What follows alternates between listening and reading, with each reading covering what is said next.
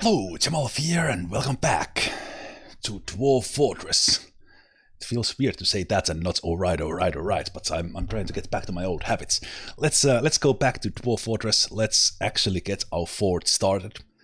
So, while this is not specifically any kind of tutorial series, I will try to once again in this one show how you get your initial fort started while we are rebuilding our Woodfight fortress here, or Lolumbardum, as the first fortress for a dead dwarven civilization. So we will only be getting 2 migrant waves, and that's one of the challenges for this fort. It will be kind of small. We will only get maybe 9 to 15 dwarves, depending on our luck with the 2 migrant waves that always come. But I already did my checklist before the break in the previous part. So just briefly, we already made a squad so that my woodcutter will start wearing bronze armor, copper armor we brought with us before we assign any trees to be cut. We checked the laborers so that we have all the miners we want. We have the woodcutter. I assigned only specific dwarves to do engraving. I stopped everyone from doing fishing. Only my farmer will do the farming instead of everyone. I don't want anyone to do any hunting for a moment, so we'll check that. We checked that we are not gonna do any automatic web collection, just to get that setting out of our head before we tap into the caverns. We don't want to be cooking with the plump helmets. We want to make sure that we are only harvesting with our farmers, again to get that one planter as highly skilled as possible, because the higher the farmer skill, the bigger yield you get per seed, which can be important in any fort, but especially here, because we want to do as much as possible with as little dwarves as possible, because we are not gonna get that many. Children will do chores, but they will not do burial and refuse hauling. We don't have any kids, of course, right now in the initial 7, but soon we will. No change in the sieges and forbidding, and for now we are ignoring outdoor refuse, also default setting. We are gathering everything, and we are not automatically weaving any of our threads into cloth. So that was the initial setup. I did assign some strawberries to be collected, because we are in the summer, as this is second fortress into the same world. So I did that, so some dwarves will start collecting those. I'm also putting down a staircase that I will find the aquifer on this map. There's a small chance that the aquifer would not be right here in the center at all, but I doubt it. So let's unpause the game. And when we unpause the game, we will also check what animals pop up. So we do have some giant wrens. This is the thing about untamed wilds. You get the giant animals, and these things can attack us, but can attack us, but I'm not too worried about them. The thing is, our woodcutter actually rushed to gather plants, which was not what I wanted, because I actually forgot to set her to actually be on duty and wear that armor. We just set the armor. So I will do a couple of changes here. This actually doesn't matter. This is fine. She can do other things as well. However, I do need to set her to be ready, so that she will equip stuff, and we'll change this setting for this squad that she will sleep in a room where she eventually be. But because she was off duty, she didn't put the armor on immediately, so that was a small mistake there as I set her squad up. Meanwhile, while I remember, let's make this. Do we have like a militia here? Do we have like army? Do we have like a squad? We have a squid. Not what I was looking for. let's see, what do we have here? So this is the... Because this is kind of the... This is like the rack and tack squad here, that I'm just putting this fellow in now, or this lady, to make her wear armor in case we need to disband some... So let's actually call this armored... Let's see... Armored Tears is actually pretty good. Let's call this the Armored Guard. I think that's a good name for the initial squad. And then if I click this one, I can actually change the custom name. But this name of the squad shows in some of the menus. So I like to change the name that you set with the games system, and then kind of the name for myself. I will just call this Initial Militia.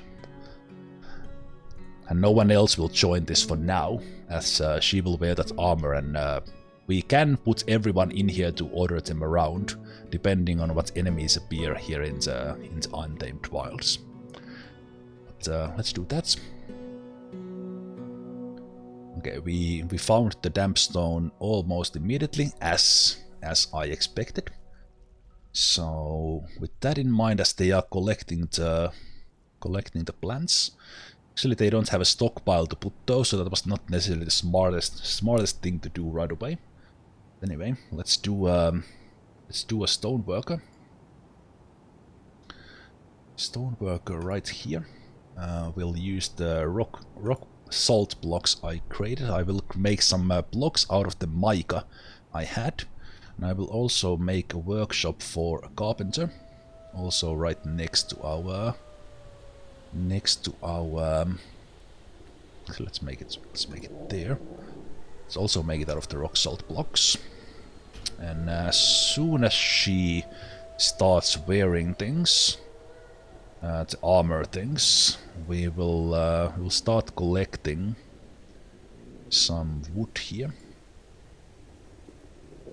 I like to name my stockpiles, so this will be wood outside. It's only stockpile for now. They will now take the tower caps in that when they decide it's time to haul. Because this is a dangerous zone, I'm keeping an eye, and that's a lot of them. Hopefully these things stay away from us. Yeah, I think actually assigning the strawberries to be collected immediately was a little bit of a mistake. But there was not that many of them, so that's fine. Now, okay, our woodcutter still wants to haul, so I will wait when she actually puts on the armor. Let's see, for some reason, okay. There might actually be, I need to make one change here. We need to make this to replace clothing. Replace clothing, and then we can do this. So this will be metal melee. We take the metal armor off, we take that off, we assign you this. Now you should wear it.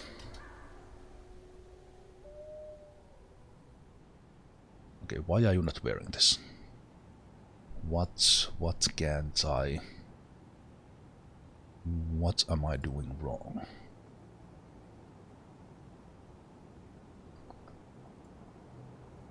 Maybe no orders, equip always. You should do that. I'm a little bit confused right now, but let's not worry about that. Let's make some rock blocks. Let's make this specifically from mica.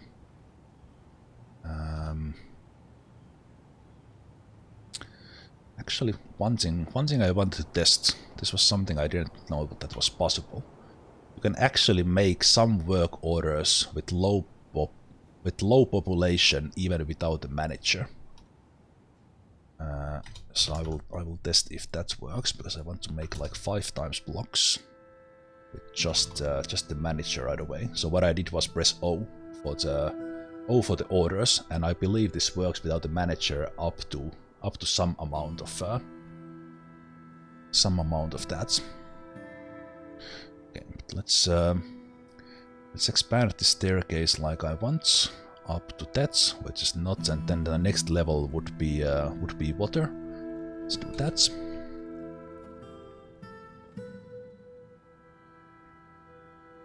Okay, I'm a little bit confused, like, does she consider herself to be in woodcutting profession and that's why she doesn't change? Or would she like to have a place to drop these items and that's why she doesn't?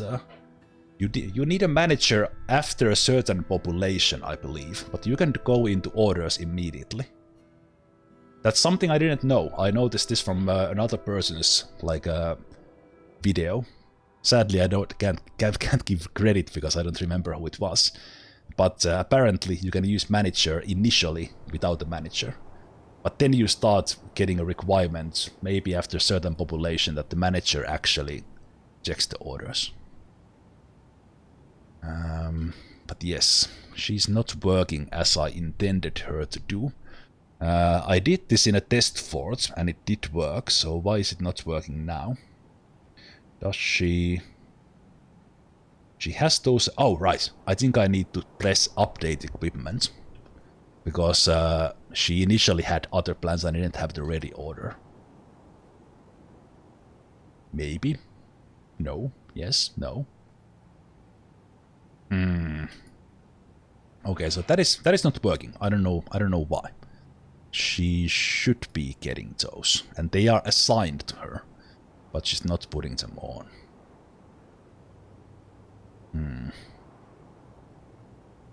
Maybe if I take her off duty for a while.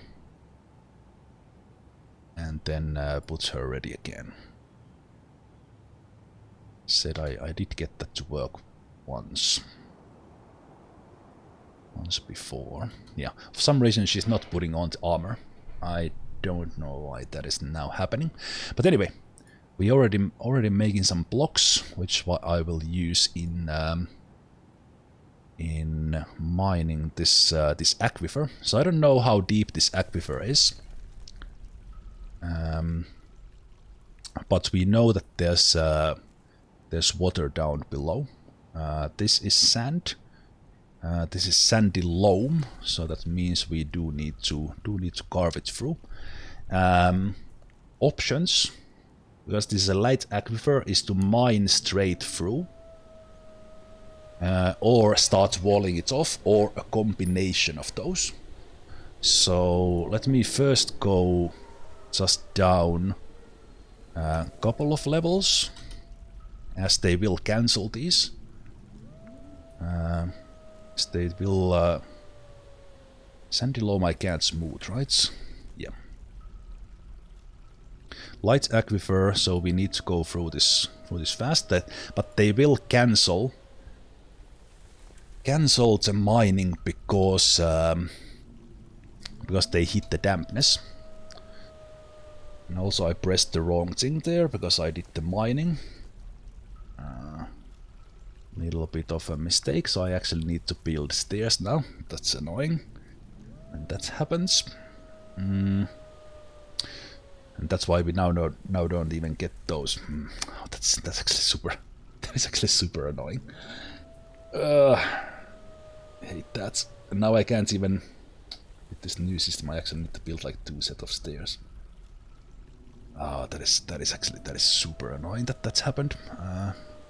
Let's wall these off. The next level is damp silt, so that's not stone either, which means we need more of the rocks. I need to be more careful with what I mine. That creates unnecessary things I need to build. So wait a minute, we need to. Oh, the one there is enough for now, but let's not forget that, and let's not mine this out. So let's mine the next level as well and see what kind of rock we get under that.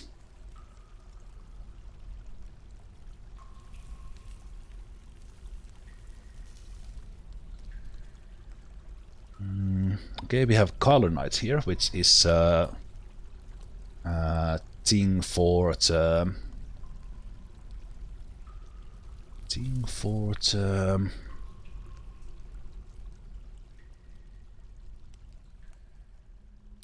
kiln that you can do pottery from. Do like what I see here, especially the fact that we have colonites under that one as well.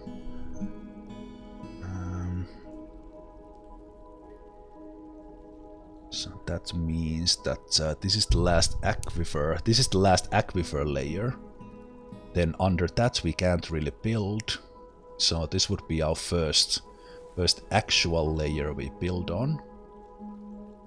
So then we go one down, and we do a place where we will have a guard dog, and then we come one level up, and this would be the actual first level we have. So they can go take care of that. This level right here we can order to be smoothed, and it will be enough to stop the aquifer in there, or I think it's not an aquifer level anymore.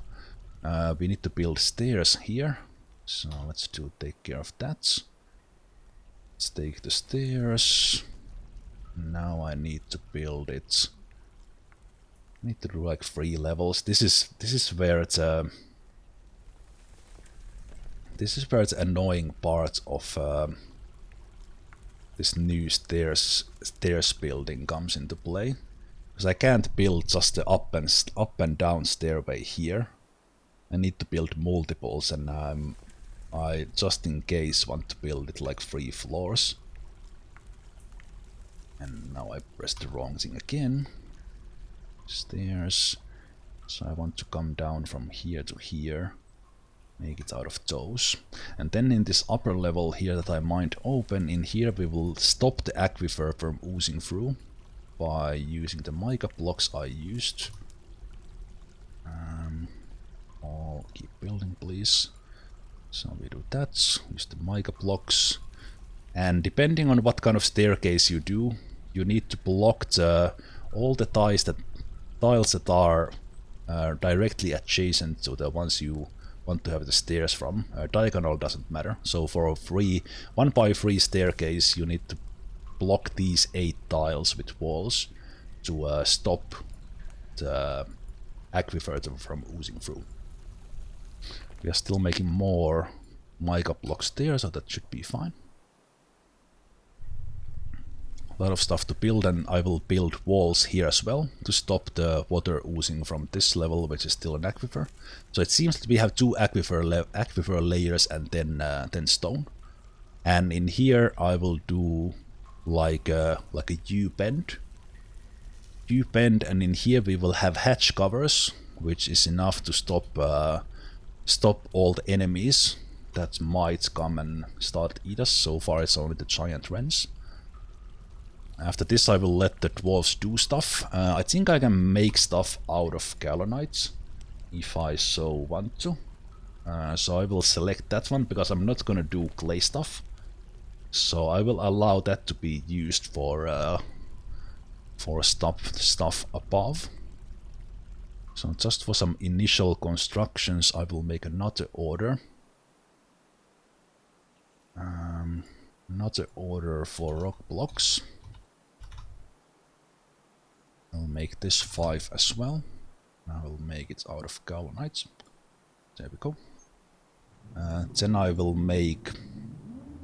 Doesn't matter what I make it from, I will make a table. Just 1.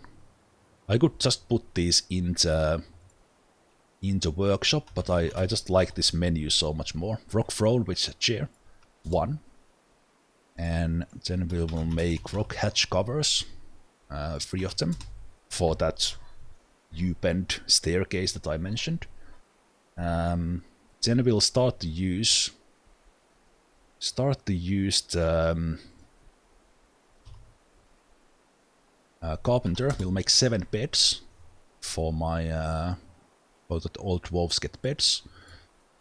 Something else you want to do early on is make some couple of buckets if you didn't bring them with you. And then after this we will actually go into do some wood cutting. I'm kinda sad that I didn't get that woodcutter to actually wear any of the clothes. So when she does have time, we will go and cut down some of the willow trunks. Willow trunks. I saw those will probably fall into the lake if I take those. So let's take the ones down here. Just taking one type of wood for now. Simplify some things later on.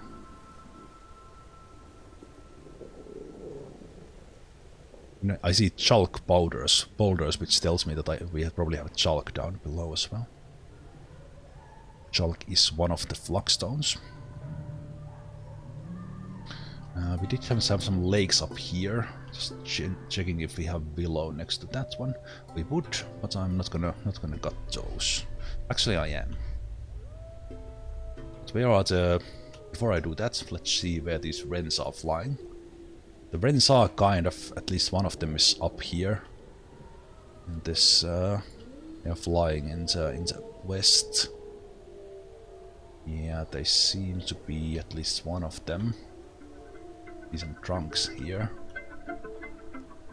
Let's see where the other wrens are. That's the one I checked. Yeah, looks like they are all over the place. With F1, you can always return here. Also works from the wagon arrival location here. You can change that, but if F1, you always get back to where we were. Let's see how this is going. So this is already blocked with the mica blocks. Then we have this one here left. We do walls. We should have enough mica blocks now. We do. Oh. And just like that, we are through 2 aquifer layers. One here, one below it, and then we are not going to do anything in the level right below the aquifer. Instead, we went 2 levels down, went to the side. So I accidentally went 1 level below there, but that doesn't matter. We went to the side, came up on top. Here we will have the hatch covers. By locking those, nothing can get to us. And then in here we will start planning our actual fortress. And because Carolinite was not a normal stone, but one for the clay, we went here and enabled that so that we can actually build early stuff out of that.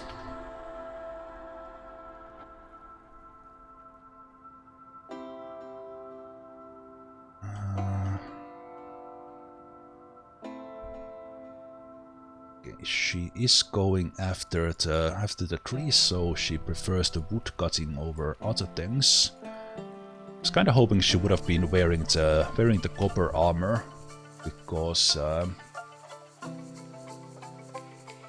in case we would have gotten something we need to fight, but this is fine. So now that we have the willows, I can go into the orders. I can do wooden wheelbarrows, which we will quite quickly need for some stone hauling.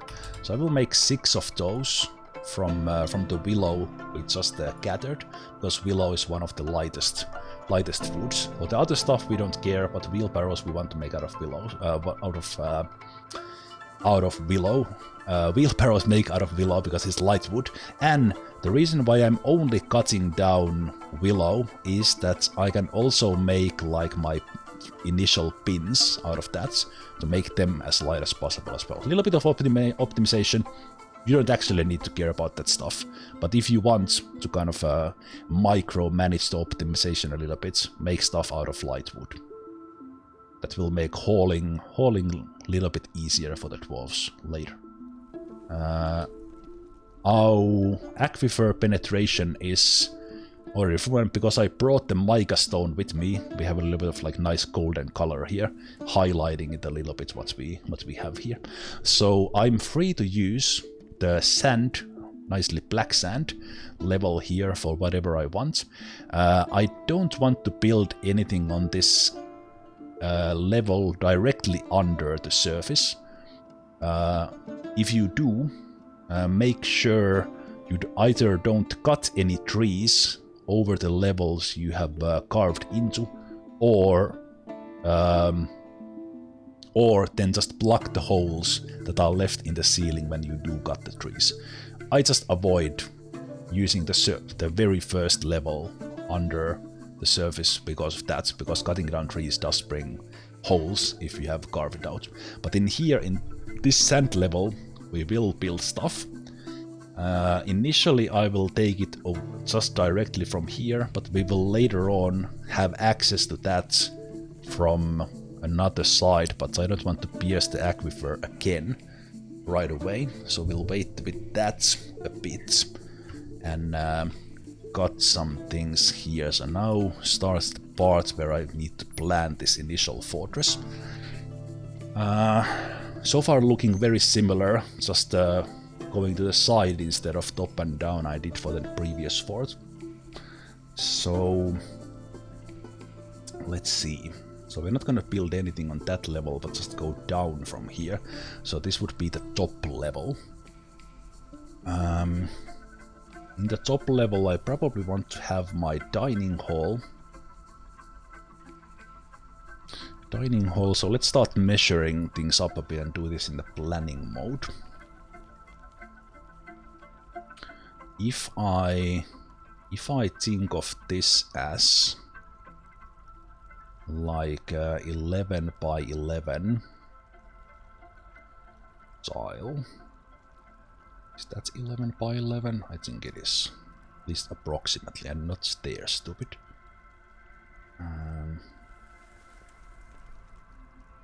So we do 4, 4, and 3. If I think of it like that, then we would have like a similar 11 by 11 tiles. 11 by 11 tiles here. 11 by 11 because that's that still is, if you actually move with WASD, you move in like 11 tiles at once. Old habits, kind of easy to do squares in the old version if you just use the keyboard for that. So kind of stuck with me if I don't want to build anything fancy. So I'm doing these because this is kind of the limits. I'm not necessarily gonna build square rooms, but this just gives me an idea kind of where my fort layout will be. And this will be kind of the first level. So that means we would build a staircase in the middle of this. And if I want to like into levels below, because next thing I want to do is kind of make sure we are not going to cut anything in there. But what I can do is kind of put a little bit of a marker like here, that this is the space I want to stay in. And let's make that like a couple of levels down. Actually, I left those assignments here for this one open, kind of a little bit by accident. So that could be what we later on use for some things that we have a staircase going down in here. And then right here we are not gonna build anything, we'll just keep that as is. And we are not gonna build anything here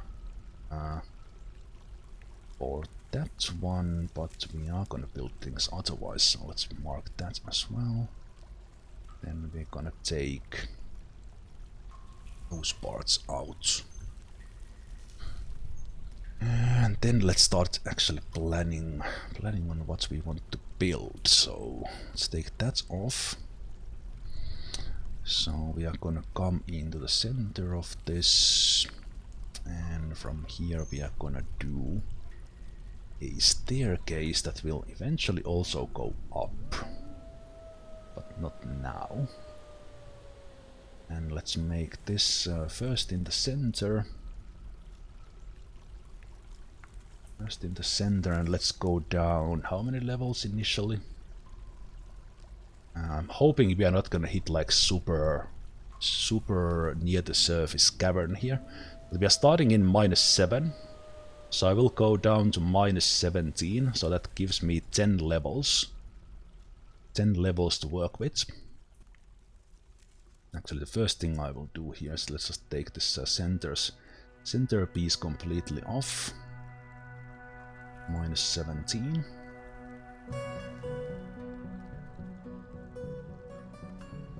And let's go down from there back to 17. And I will make this kind of an X-shape staircase. But this time, this is, I think, like still harder science and test this out into open. But quite many do believe that this is good for pathing, that the dwarves have enough space to move around each other. But then also leaving these 4 here will limit their vision a bit. For the line of sight checks. So I will test that. Of course, with the small fort, the performance will not be an issue. But shape like that, at the moment, probably the best. I do like ramps as well, because those were back in the day pretty good for the pathfinding. That would be the initial staircase. So then let's into this shape start planning other stuff. So kind of taking a little bit of sides where I want to build stuff. So I think what I want is to have a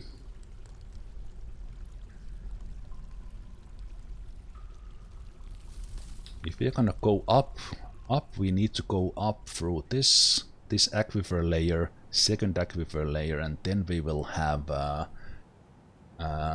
soil that we are not gonna farm in for the indoor plants, but the outdoor plants. So that means we would be channeling down from here. If you have managed to tame a hydra, can you let it roam freely? If you want to be safe, no. Because while you can tame a hydra or tame a dragon, they will revert back to their wild state. So do put it in a pasture in somewhat limited space, or even keep it in a cage and continuously just keep a training on it, so that your animal trainers train up and become more skilled in training hydras. So they will keep it non-wild for longer time.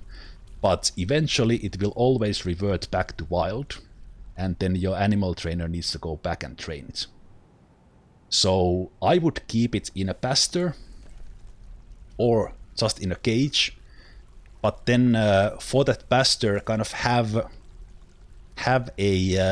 traps there so that it's recaptured when it goes wild. In my first fortress I had a tamed hydra and I had a tamed dragon. The tamed hydra did not attack anyone, it did not attack military, but the dragon used its it attacked the military, but the military didn't fight back because it was tame. So with dragons very much bugged that it still attacks your military, but with hydra it was not attacking anyone, so it was kind of okay to let it roam freely. But if I had waited for... that was kind of my final fight against the dragon, hydra and one titan. But if the hydra goes like wild in the middle of your tavern or dining hall, it will just attack your dwarves right away. So do put it in a pasture or just keep it in a cage. Actually, now that you guys are redeeming those, I completely forgot to name dwarves. So let me do that right now. So we have a couple of redeems. So initial 7 will come from there. So we had already from the previous fort, and I will actually just do this in order from the top of the list here. There's a little bit of randomness here. So Jackal will be our miner. Jackal will be our miner, so this was the dwarf who also will be engraving stuff. Our militia commander, actually just a woodcutter carpenter, will be Greymalk.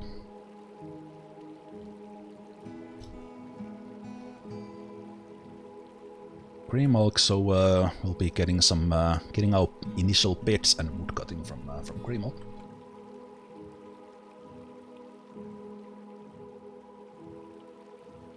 Then I think this was the teacher engraver. Yeah, teacher engraver. This will be Varki.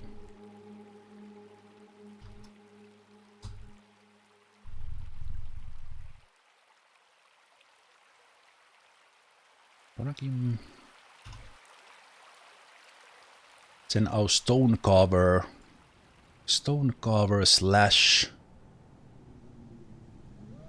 What else did I put in here? Brewer will be. Oops.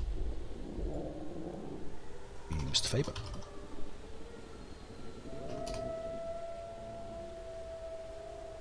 So go out from there. That's fast. Also getting some good thoughts initially there. That's good.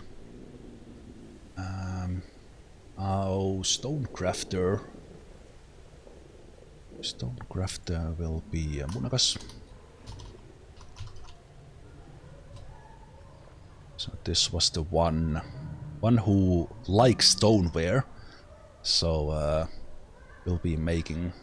Looks like he's stepping into some additional carpentry because I don't have a specific work order for carpenter while our woodcutter is cutting wood, but that's fine. We'll be doing some crafts for the initial trading later on.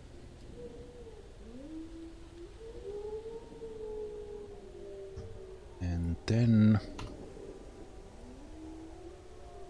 we have our works, our farmer and cook. Possibly also armorsmith if we get the lucky strange mood later on.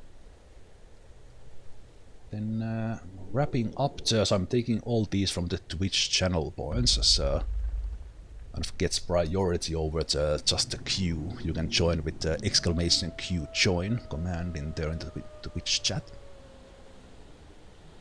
And actually for all of you who are only watching on YouTube, do put in the comments if you want to be a dwarf in one of these fortresses. If you can never like make it to Twitch live, just put a comment in there. I will pick you to the list, and somewhere in the future, you will be a dwarf in one of the fortresses. So all of you YouTube only folks, you can still get in. Okay, and wrapping up the initial 7. Freelow. How is that? Freyraum. So I will just call you Freelow. Freelow here is our expedition leader lady, who was very ambitious. Why we made her the expedition leader. So she dreams of attaining rank in society. So possibly, if we would actually make it that far, which we actually as we are rebuilding a dwarven civilization, we will probably never become a barony. But if we would, she would be a prime candidate for that. But for now, she's our manager, trader, bookkeeper, all that kind of minor noble roles, kind of things. Good, but yeah, we are still here. So our first priority is security. Why we already have a place to go inside. Why I was making the hatch covers in here. So that we can have hatch covers on our U-bend staircase here.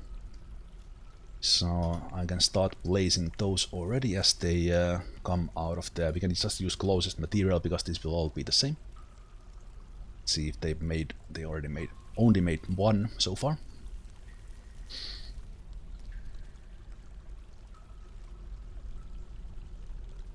Oh, it's free lop. That's right, not free low.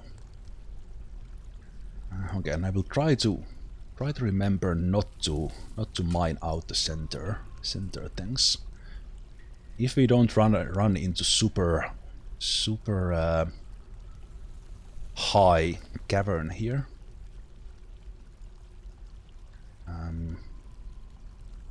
we'll stay in these 10 levels for now. So what while I was thinking about this was that I will up here have farms. Then that would be the kind of outdoor farming parts.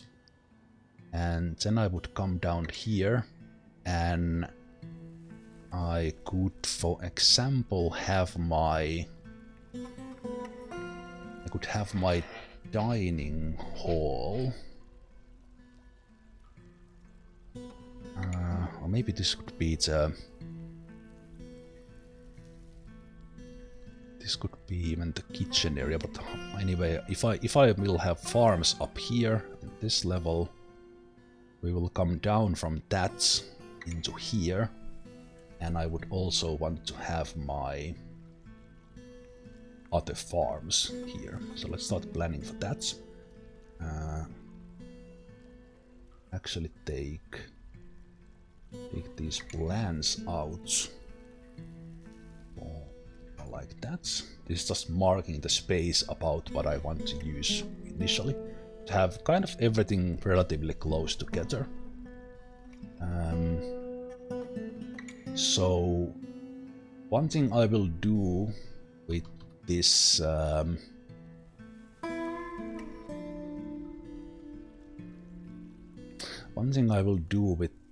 aquifer is use it for a well. So while there's still nothing too dangerous out there, what I can do is let's come back to this for a moment. So we will have a staircase coming from. Do I want to keep it in center or here? I think I want to keep it in the center of this. So we would have a staircase here. First of all, goes down there, but it also goes through the whole aquifer. Not up to here, but up to here. That's the staircase. And in here, we do want to carve this down. So we will take this space.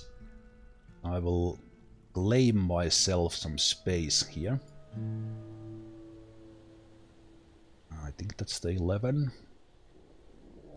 I will claim myself some space here by channeling down from the surface, giving me kind of a greenhouse effect so that I can farm outside plants inside. So we will also carve down this space, which means I will get these ones down, so that already kind of paddles a little bit with my only use one type of wood plan. But we will take those down because I want to carve down from here, and we will build a surface for this. So for this we will need it's then 121 blocks, which is actually quite a lot. Let's see how much gallonite do we have. So let's do rock block, because it's four blocks per stone. We need to go mine more, of course. But if I just do that, we would need like 30 colonite to get enough blocks. So let's forget that for a while. let's worry about that just a little bit later, because right now we need the initial storage space. So if this is going to be like food, like this, this is something I was thinking about, kind of that, and this is always something sometimes I just build without much thinking, but now for this fort I want to kind of focus on getting like the same functions close to each other. So if this is our central staircase, we have like 9, we have the central block and we have 8 blocks around it. So this right side block I'm now thinking to be my food production. So it will be farming, it will be more farming for the indoor plants. It will probably have like it will have the turkey hen house for that, possibly like the pastures up here as well for any other animals we have. And then now I'm thinking, and it will also then, because the food will be produced, kind of farming will happen here, it makes sense that the food production might happen kind of at least close by, so kind of in one of these blocks here. So then from there, if this is farming, we could have food production in here, or let's say, yeah, possibly in here. Then food storage would be probably under it, which would give me that I want to have my dining hall in the upper block, so that they have a quite close distance to haul the prepared meals or get them directly from the source. So that makes the top center, if I'm looking at these blocks, my my dining hall at minimum. And I probably want to have my dining hall not necessarily like immediately here, but maybe in the next part. So let's make my dining hall in a way that we have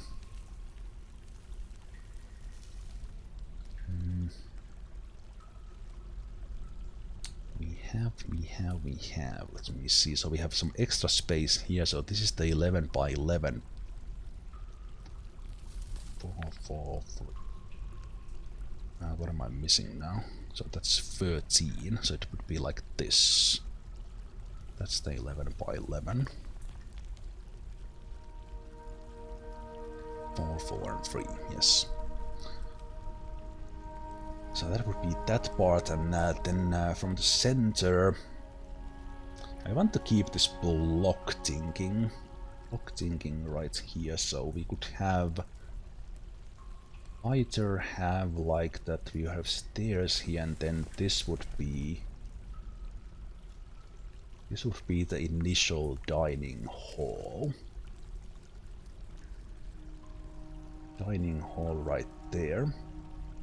And also a meeting area that they would go to instead of being on the surface.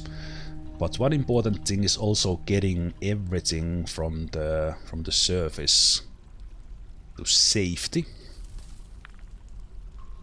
And for that I think I'm going to build just a generic stockpile. But then if that's dining hall, if this is production, I think my like most of the production would be here in the southern blocks. So I could start building like the generic stockpile here as well. Or this would have like the furniture and stuff, but right now I just want to get everything from the surface in here. So let's change the priority a little bit. And This will be carved out for the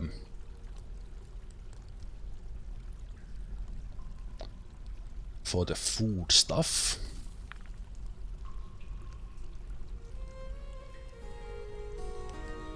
For the food stuff, and then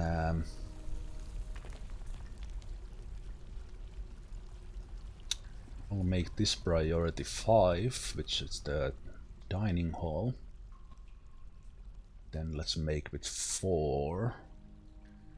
Priority 4. Let's make these here. Do I want to utilize this space for storage as well, or something else?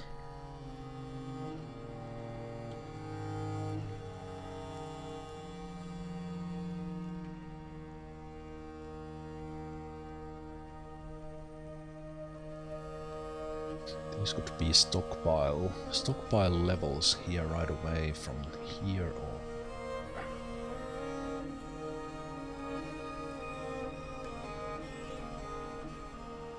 but I'm thinking out, will I save the central block for building something else? And I think I maybe want to, cause this will be just open space here. Let's do this like this. Still want to have an option to have doors. And this will be level 3. So they will take that out first, then this. I will start bringing food stuff in, I will start bringing other stuff in. I'll just let them mine that, and then they will go and take their bed, which will be my dining hall.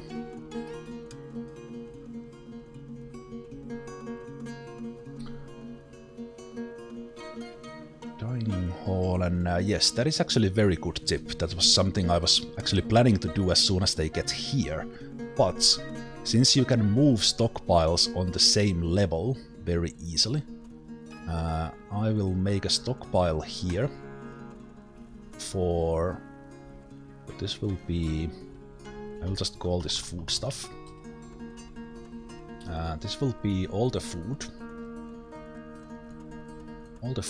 However, I will change the settings that we are not gonna take the seeds into this one, so I don't have to move them later. And actually I will, I will just take the seeds out. Everything else I will kind of move from this or take away from this, but I will take seeds away from here so that they don't come here and put all the seeds in the barrels. Which I don't want, because I want the seeds next to the farms later. But yes, as I can move this into these rooms here, I can already have this here and then just have the stockpile moved here on the same floor, still being the same stockpile. You can move stuff just removing the stockpile, but this already gives me space to get food stuff away from the wagon.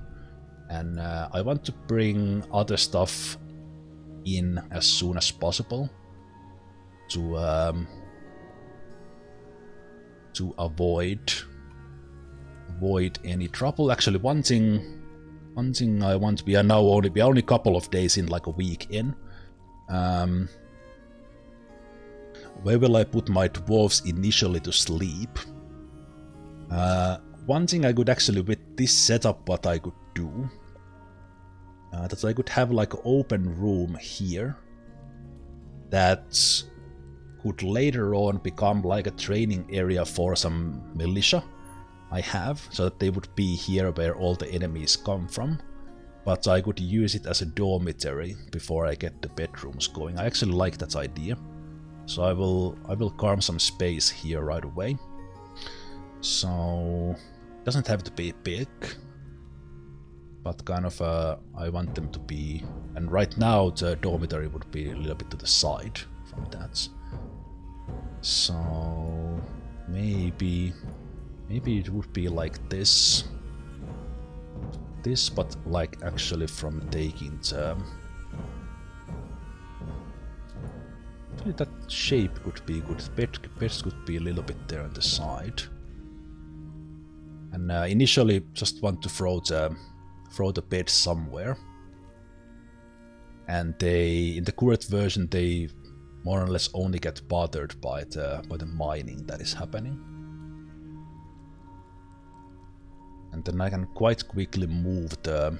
Actually, I don't want this to be. Just do it.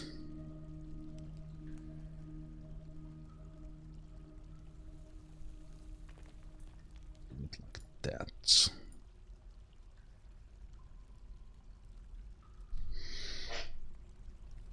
Yeah, I think I like that. And then we could later on construct a wall here, have doors here before the rest of the fortress. Yeah, let's do that. Let's place the beds I already had in here. Actually, I could it's even faster actually cutting down specifically these. Build furniture beds. Just use what I have. 1, 2, 4.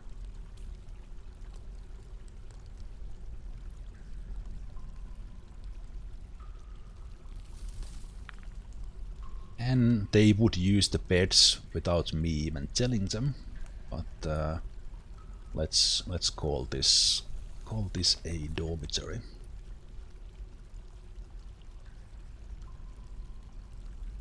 Dormitory. So now they know. Now they know that that's where they can sleep.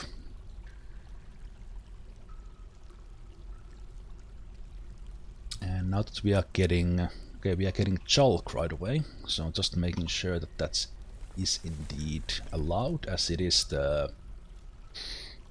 also a flagstone.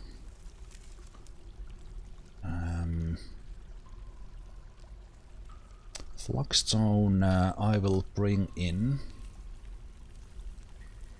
I will move these around, so I will bring the stone worker in here.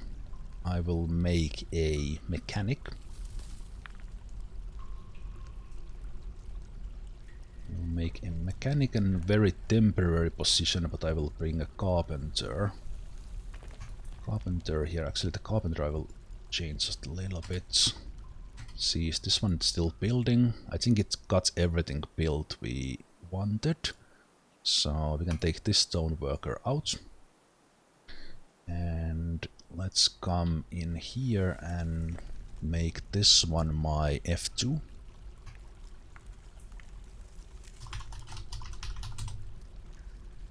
So now we can move quickly between these. That's good.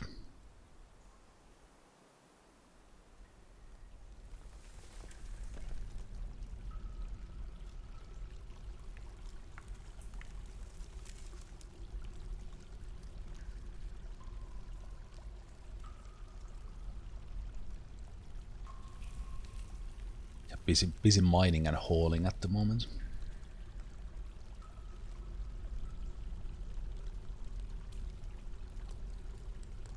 Okay, just to also have a stockpile for them already, we'll make a seed stockpile here. It'll actually be nothing but these but seeds. But for seed stockpile, no barrels.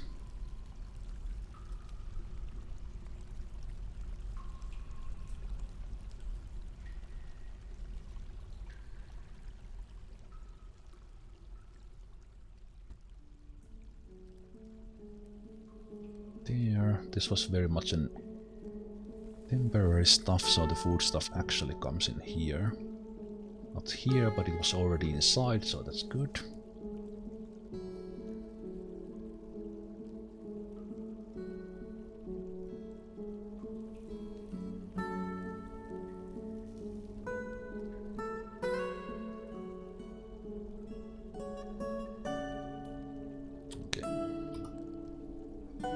Put the hatches in place I built earlier. Now, when those are in place, we have a way to secure the whole fort already, just from those.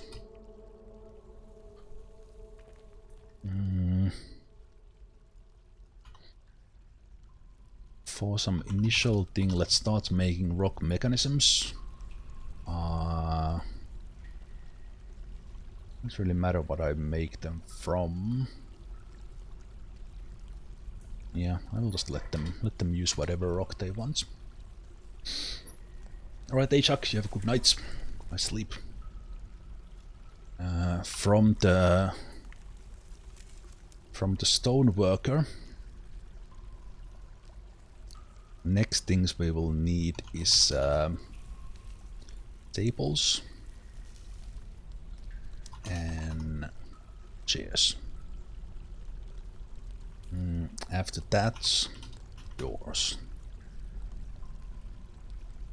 I will place the carpenter in here.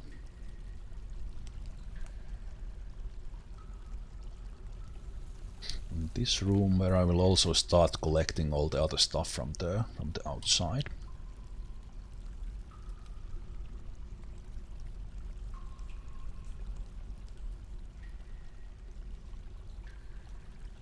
While that is happening, let's also already bring.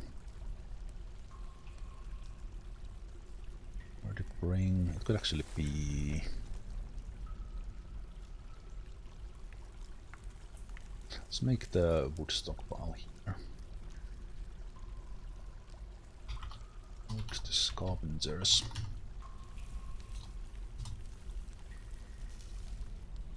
And this is the first time I will use the take order. So we'll order this stockpile to take from the wood one in the surface. I will optimize this later, probably at some point I'll even make a quantum stockpile out of those, but this carpenter away, so we are not gonna mix those up. And then now that the corner there is free, we'll take the carpenter in here.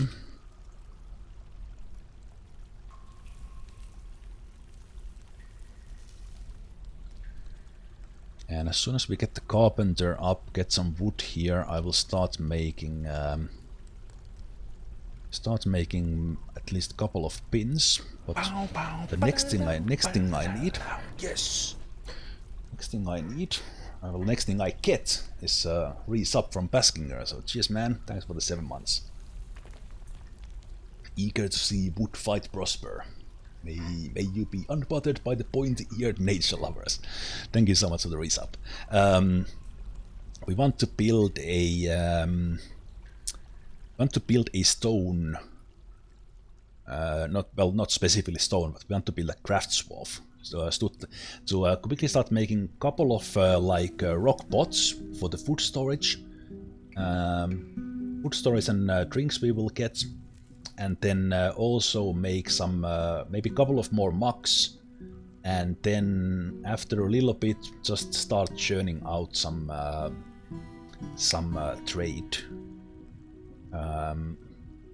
goods. It's actually related to that. Where do I want to place this, or will I be moving this around? I think I might be moving this around. So I will make it here for now. Start building from there. But then I will actually repaint this a little bit. We'll move those around.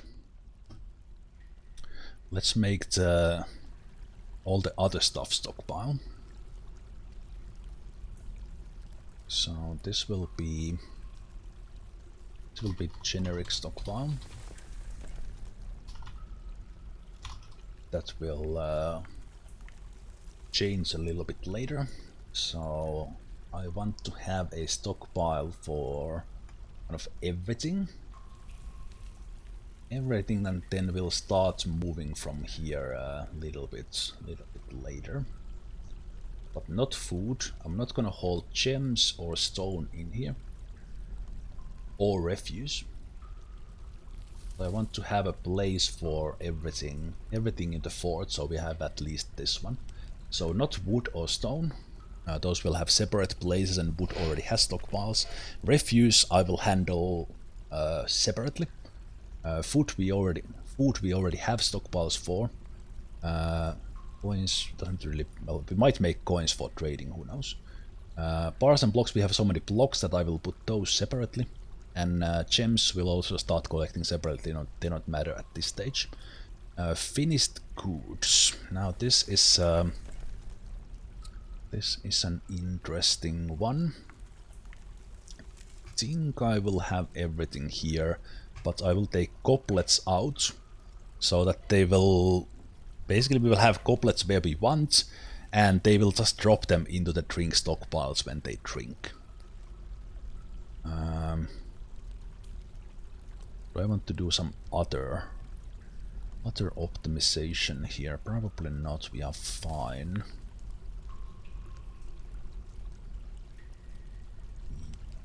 Yeah, that is good.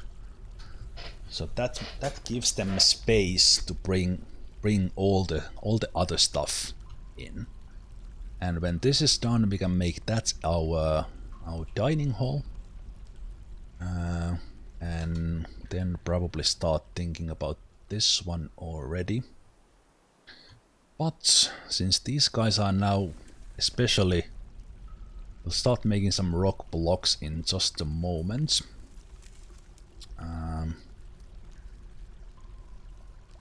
Actually, I'm not gonna haul any stone. Not gonna haul any stone just yet. They're quite busy hauling at the moment and building the stuff I asked.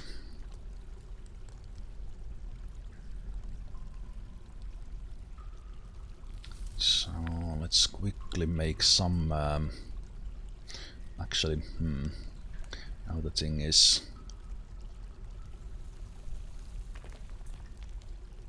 We can change this later, but I will smooth the center here for...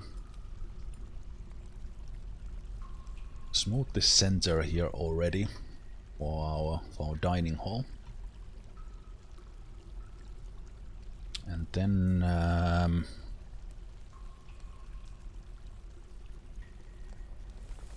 I could turn all the meat and fish we have into prepared meals. So I think I will build the kitchen.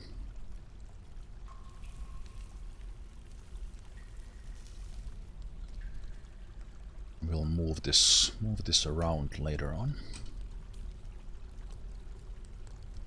If a dwarf owns a goblet, will they prefer to drink with that one? I think so, but I haven't actually seen them own a goblet that's often. So I think the thing is the dwarf either carries the things they own or they store them in the chests in their rooms.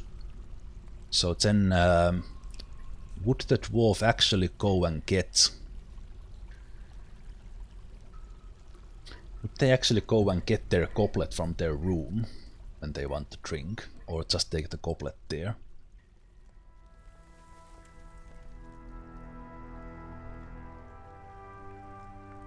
Yeah, they definitely don't claim goblets, but if, for example, someone creates a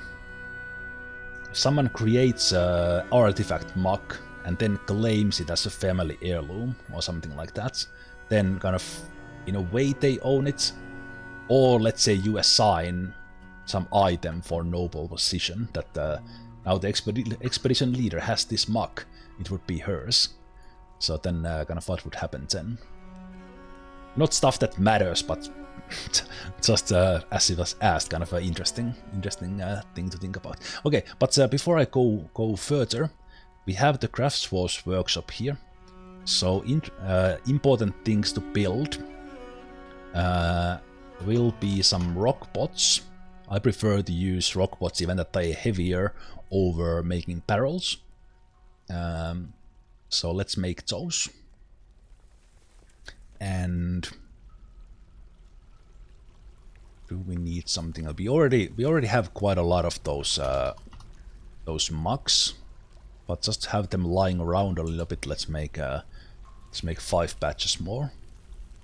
Also, that will give my craft dwarves something to do and give them a good start with their profession. And as soon as they haul these trees here, I will make some initial things from with the carpenter. Man, we have a lot of acorn flies here. Maybe it's because I have some of these foods not in a barrel or something. Not 100% sure what causes the flies to be around.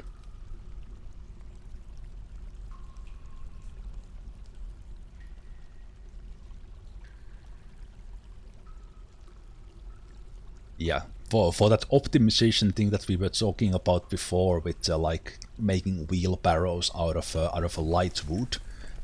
Ideally, you would make all your food storage items from a light material as well. So either use barrels. Well, actually, the wooden barrels would always be better from that point of view to rock pots. But I just like the rock pots overall because, for the most part, the foodstuffs are not hauled around that much. They are hauled a little bit, but for the most part, they just stay there. Okay, so this was built. Let's take the furniture. Let's take the tables. We don't need to select anything. Just have to decide how I want to build this. So let's make it kind of facing each other. So we'll have see how many we built. Only 2 so far. Then chairs there. Just wait for them to make more tables before I do anything else. And because this will be the dining room. I think like in the end I will have the prepared meals like over it, and then they will just go and eat there.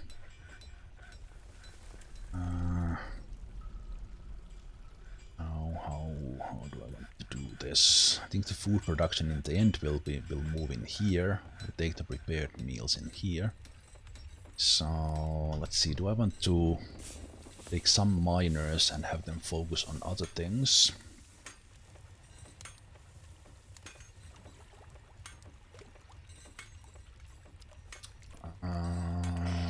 Yeah, I think I will let those guys focus on their jobs. We'll just do with 2 miners right now. Okay, so let's do.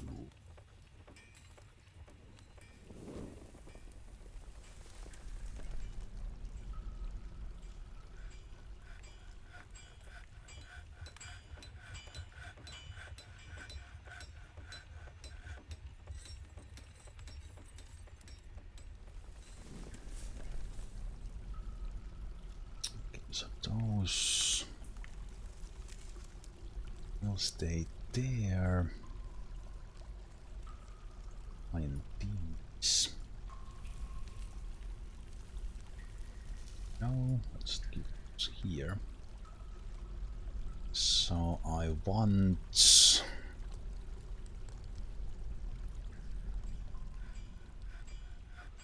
stairs in there.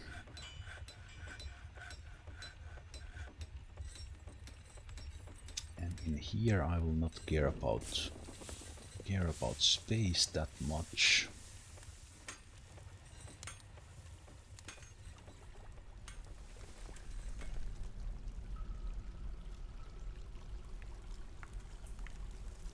Change this one, do the stairs.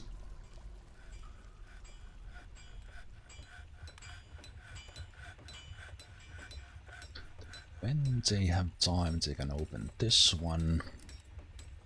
And let's do it like that.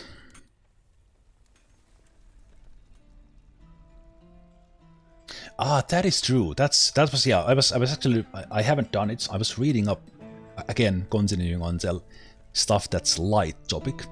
Because I've been thinking, why would you ever do pottery? But that's actually a reason to do that. And kind of that because For example, the pots you do out of clay, they are light, but you could still have pots over barrels. But I think I will still... Well, of course you need fuel for the kiln. But that's the first thought that kind of made me even consider of doing the clayware.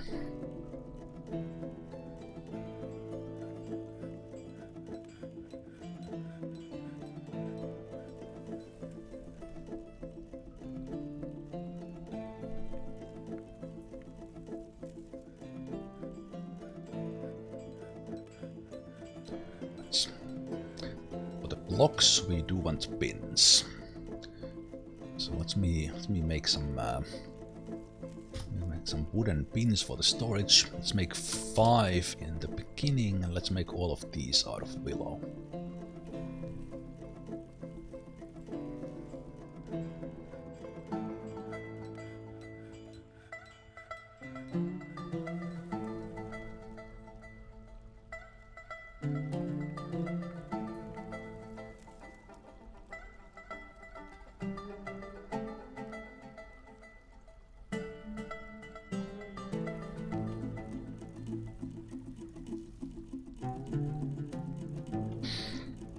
So now they have a place to eat with the kitchen. Let's go and make check from here. So I don't want to cook the strawberries. We can want to brew those for drinks.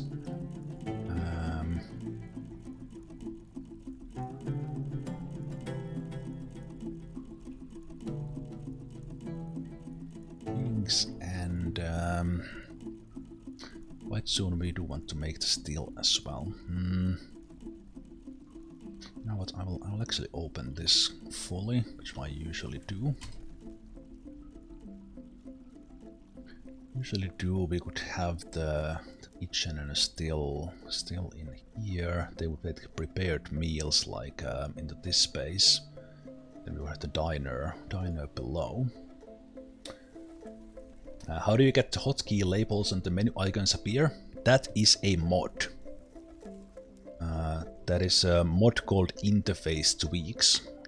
If you put in command exclamation point mods, you will get a link to a spreadsheet that I have, which lists all the mods in all the runs I ever use. But it has a link to my Steam collection into the Dwarf Fortress workshop on Steam. And you can find the other mods I use. There's actually only two other mods, the interface tweaks. One is like a squad and Burrow icons, which adds like swords and stuff for the military. And then I have the thing that when you are smoothing things, you actually see through it, instead of the complete block it does in the main game. So I have those 3 mods. But the interface tweaks adds the hotkeys. Let's put smoothing this in there with low priority, because I will also want to start engraving the dining hall to make it as nice as possible when we have other things done here. A lot of stuff to do early on, and not that many dwarven hands to do them.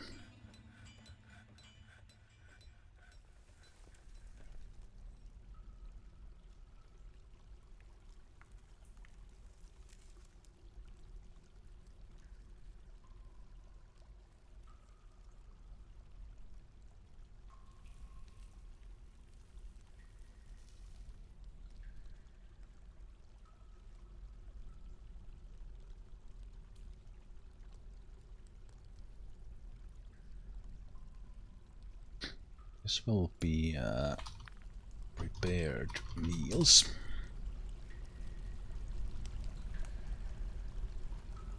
We don't have those yet, so nothing to move.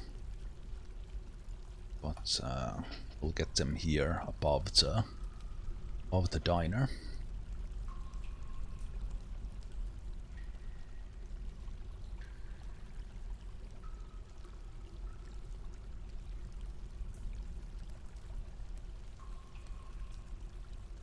Seems that smoothing takes actually quite high priority in the dwarven, like what the dwarves want to do. And just like that, like the whole freaking summer went by and it's autumn already. I wasn't worrying about the trade depot because I'm pretty sure we are not gonna get a caravan. But now that we are hitting autumn, I started thinking that what if we actually do get one? Also, the surface changes quite a bit as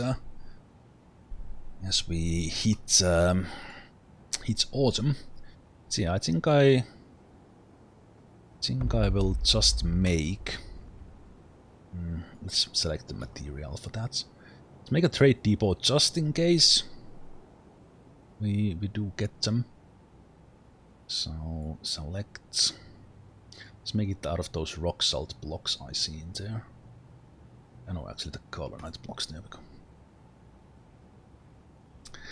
Yeah, there's so much fruit here that it's silly. So yeah, we don't really need to do any farming for the food. This is just stupid.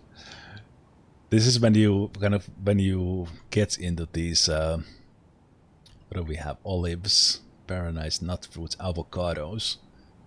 What else do we have?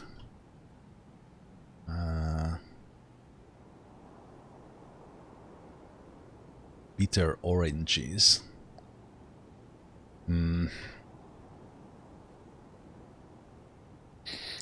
This would be free food. Free food, so I wouldn't have to worry about farming.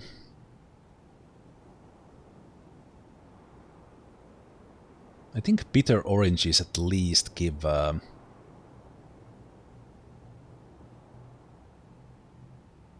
do drinks from that. Yeah, with when you do the collecting, I often said that they also cook with the seeds that you use for. If you brew stuff from fruit, then I set them to also cook the seeds. You still get quite a lot of them.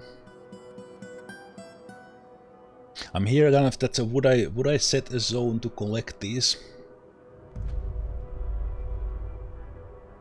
We have a lot of stuff going on now, but the autumn would be the place to collect these if we want to collect. I don't think I will collect them, at least not just yet.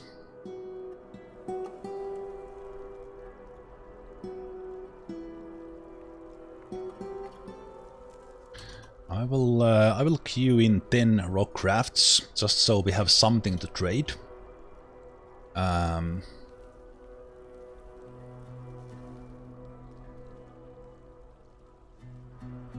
Something to trade when if the caravan comes. I don't think we are gonna get one because we don't have a mountain home, but I'm not 100% sure now.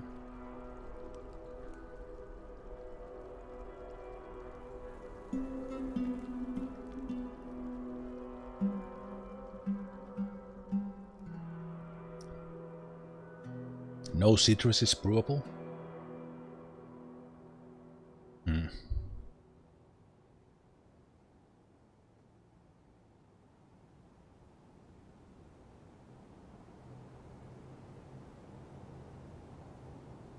But yeah, in a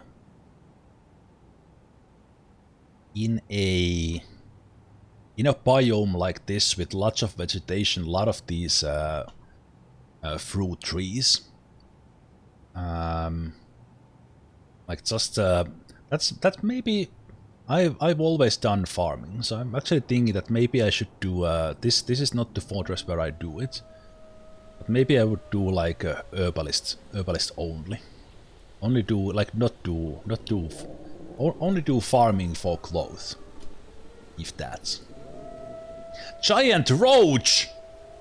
These things are flying as well, jeez. Untamed wilds, what a place. What a place.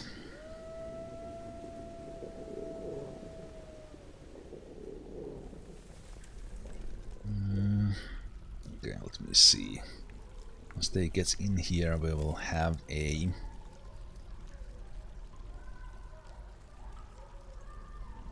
We'll have our hen house there, which also reminds me that we want to do rock nest boxes. I will just make 8 for now. They're also made in the craft dwarves.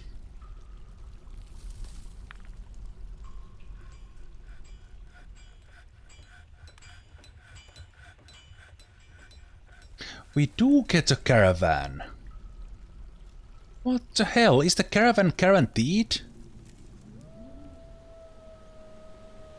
What?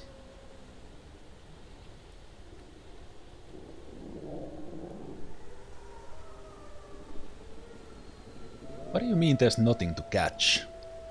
Who the hell is hunting? Is the first caravan guaranteed?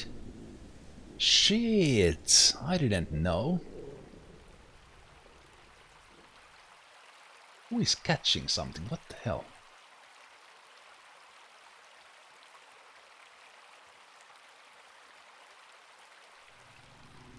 Also have outpost liaison.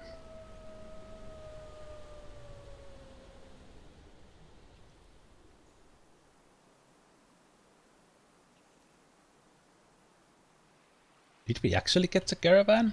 Was that just a... Oh, we do. Okay. Where are you? It always... Please don't get stuck in the trees. It always confuses me when the caravan doesn't come from the same direction as the outpost liaison. So yeah, I think even no matter what I say, I don't think we're gonna get another caravan, because we don't have another site where they would be coming from. Okay, but this was good. This is good. It's good. Just seeing here. See if I got tables already. Got them made, so that's good. Chair. I didn't make the manager's office yet, but it's not a big deal. And I don't have the bookkeeper's office either. This could be kind of a nice place for the bookkeeper, kind of at least pretend to be next to the stocks as kind of a role-playing thing. And I kind of like this location as well. Let's make it, yeah, let's make it like that. Okay. So I was making some stone crafts, so that's good. We can get those traded. What I could do...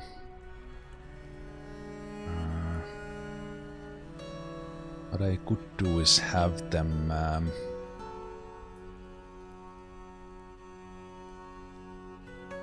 Do I start changing the stockpiles already or not?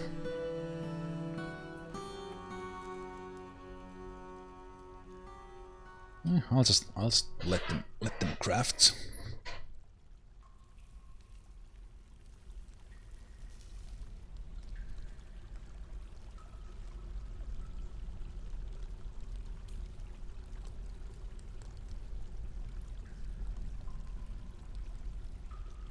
Let them craft.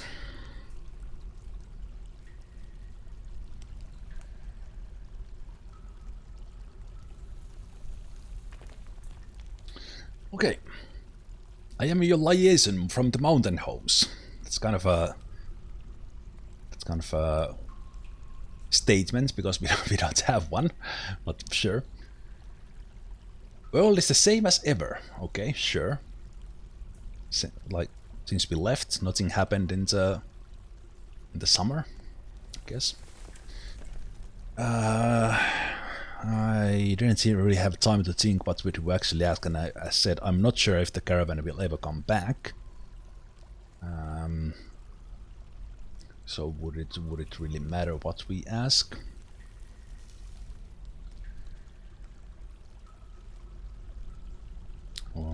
what would we possibly need? I think leather is such that it's quite hard to get, so I often ask for that one. So let's ask for what is a buffalo, reindeer, and yak leather.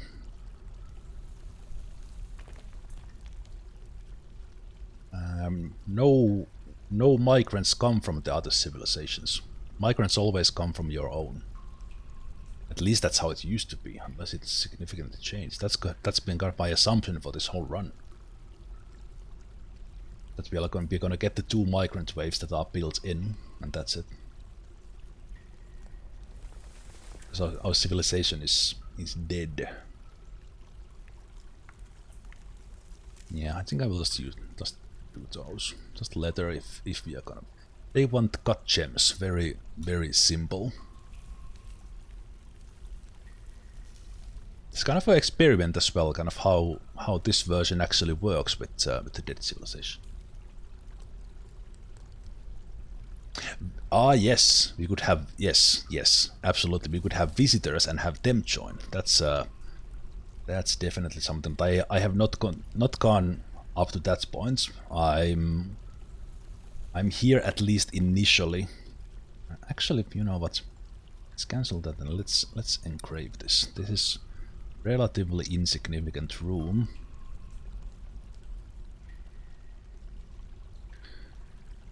So the engravers can practice their craft a little bit.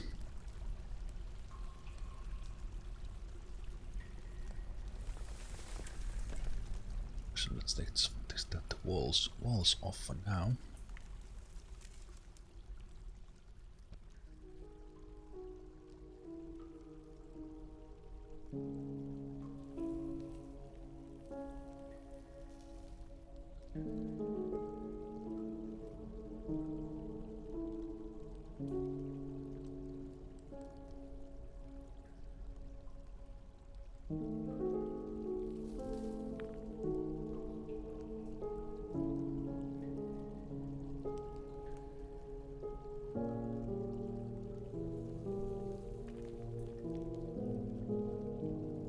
Manager's office. Expedition leader is doing all those. I will keep the bookkeeper for exact count. She has time to do that now that she has an office.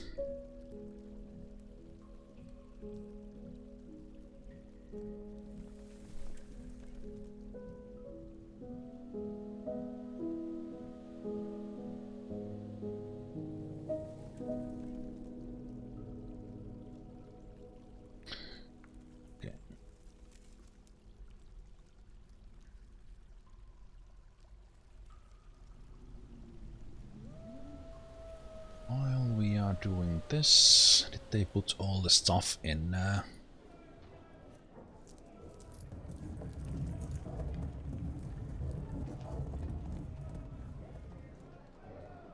Wait, what is the?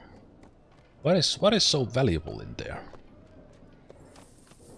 Why is it 1,000? Like, is this pin so valuable? Or is my? Are we just guessing what's the word there?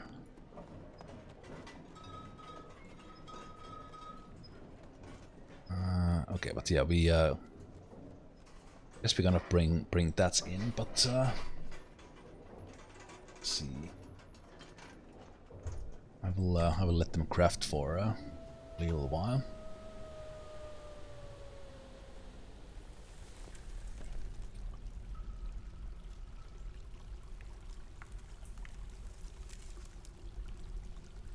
Got the exact counts up in there already.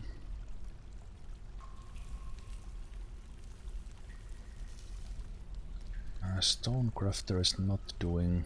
Why are you crafting? Well, of course you are crafting because there's. Right. No, what's Mr. Stone crafter? Why don't you? Let's you be the only one who does this.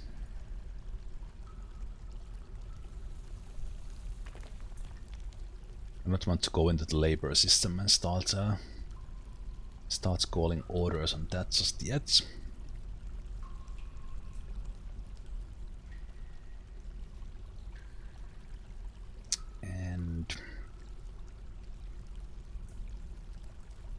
So now kind of everyone has something to do.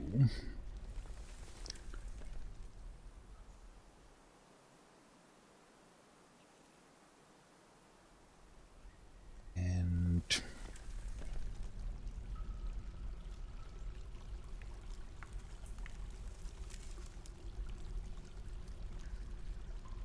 to start hauling the rocks, or will I will not make a stockpile for rocks just yet. But we do need to make a lot of rock blocks. Lot of rock blocks, so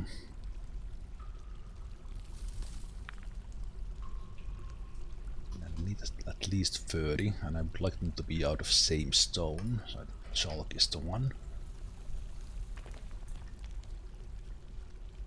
Chalk is the one, and thinking just leave it there for now.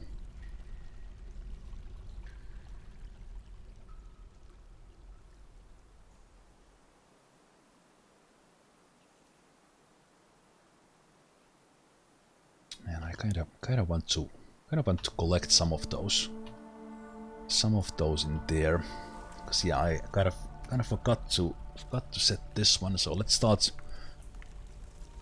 making those meals out of everything in there. And then how do I set this up? So probably like these will move away from here, or this one will move away. Hey Jack Gaming. Lurking, observing, how is the fortress going? We are only 3 months in. So far it's been a good start. Nothing too dangerous in the untamed wilds, and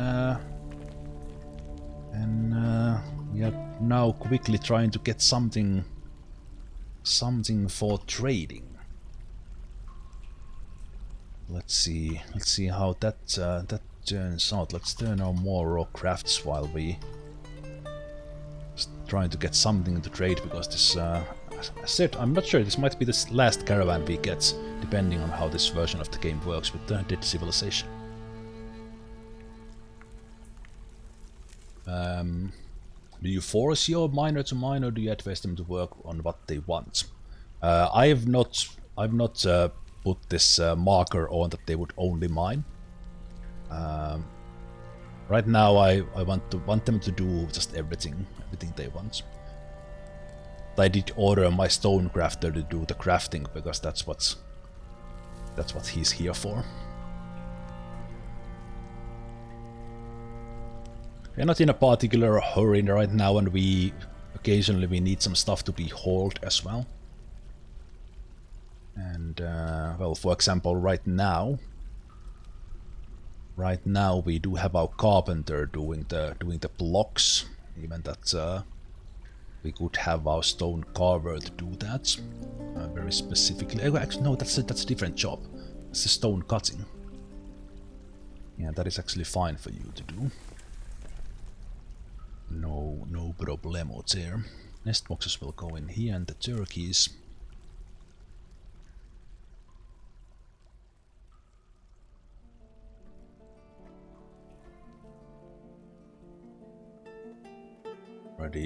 Already get some of these bins in soon-ish. Man, the time goes quite fast now. I got so used to the beers where we had 200 dwarves that so let's smooth this later. Let's just do spots for the nest boxes here. I got so used to the fortress running 4 times slower than it is running right now.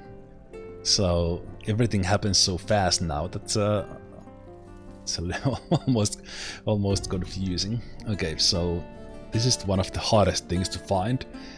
Workshops farming nest box. I still think it should be in the furniture, not farming, or both ideally.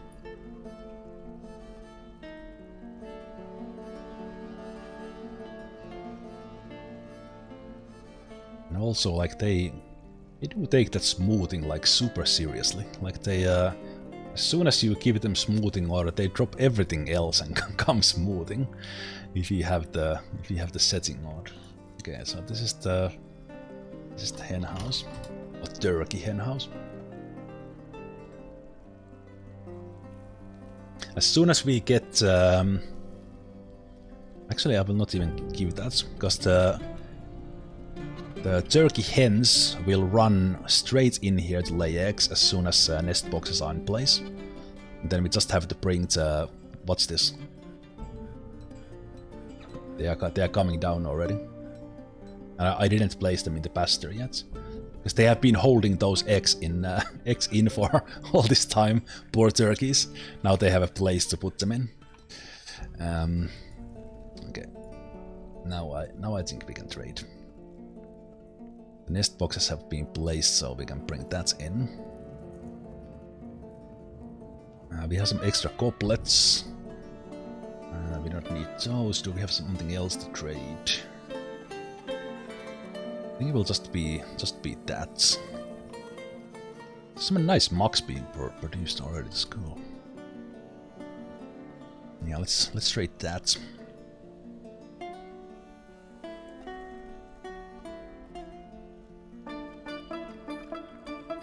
Okay. And as soon as they claim the nest box, I will, this first batch of eggs, I will forbid, so that we'll get more turkeys instead of just eating these eggs. And now that they are here, now I can tell them to bring the gobbler in as well.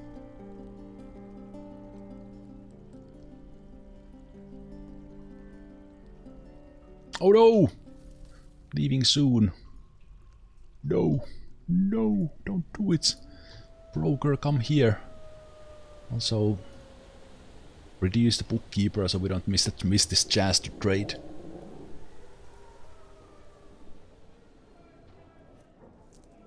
Bring those ones as well.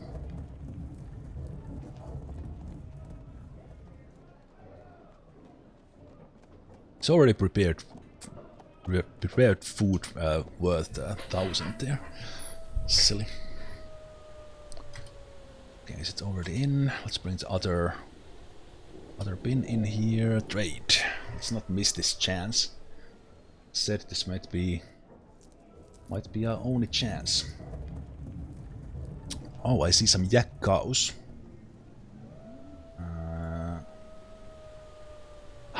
If we would have had a yak bull as our wagon animal, we could have started breeding those. There is a cat.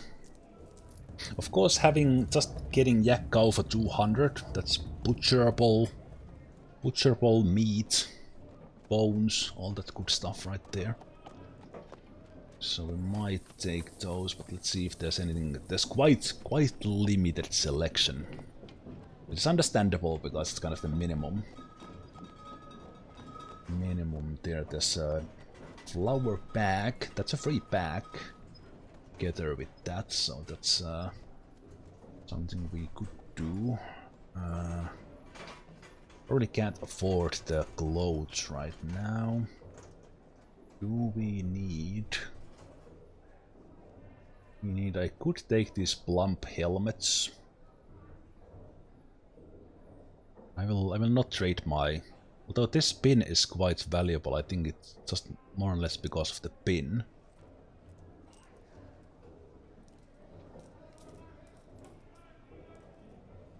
But so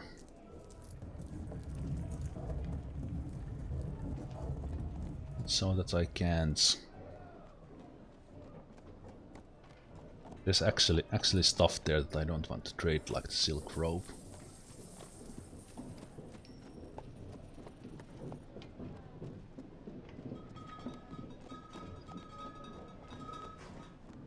So I have to click on these and not trade the pin. Let's do that. That's 900. Okay. There's a lot of blueberries. I will take those. Some cheese. a couple of the cheeses. Couple of cheeses, and then I think I will take the meat and just turn them into meatballs.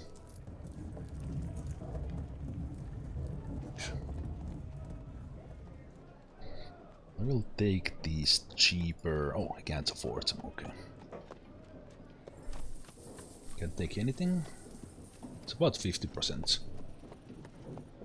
50%. Well, this.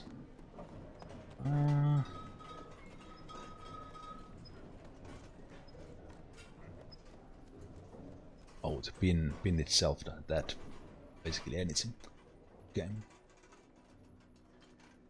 I think I will just take those. It's not much, but something.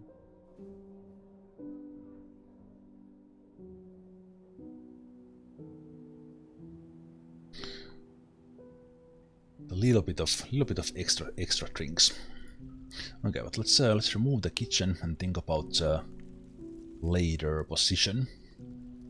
So.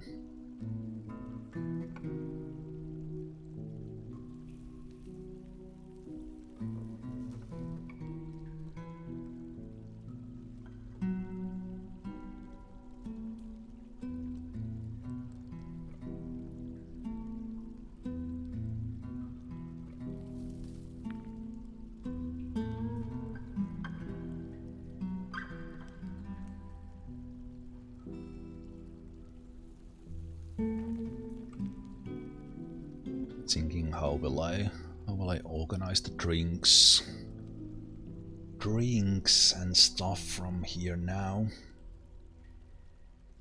Well, mainly thinking where I want the drink stockpiles to go to. I think this area I do need to free up. Down below, in here I will have farms as soon as I get the well up.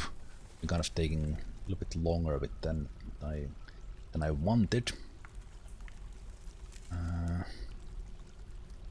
So I think what we could have is like centralized drink stockpiles.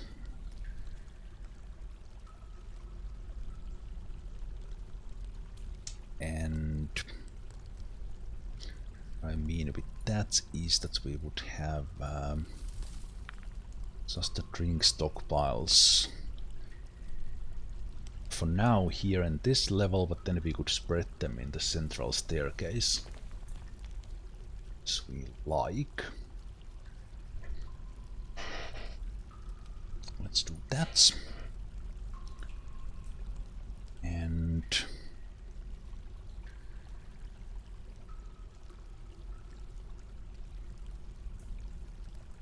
we actually engraved the dining hall already to start making that more legendary. One thing I didn't set in the beginning was a pen and pasture for the yaks. They have just been hanging out in here, so I will do that now. Set this here. Sorry, pasture. These ones are here mostly to alert us of any potential danger.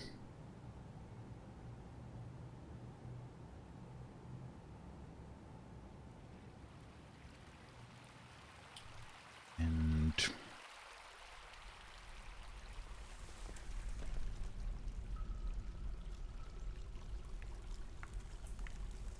yeah, I think this is already enough. So let's have drinks,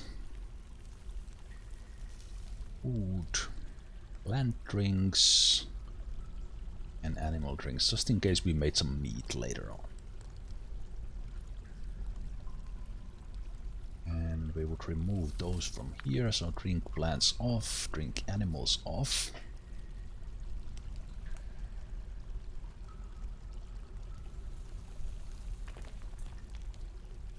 And could start moving this stockpile around a little bit to be more on this side. There. And we will build our stills.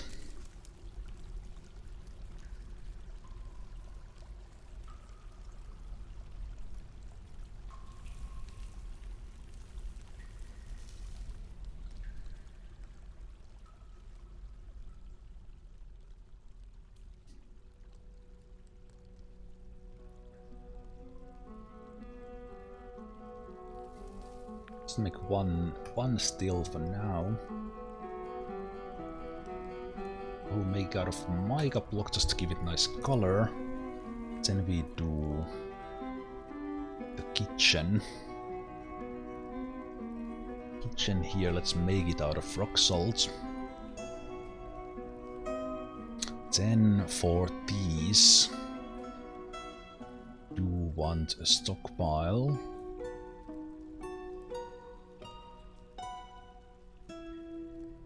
Stockpile of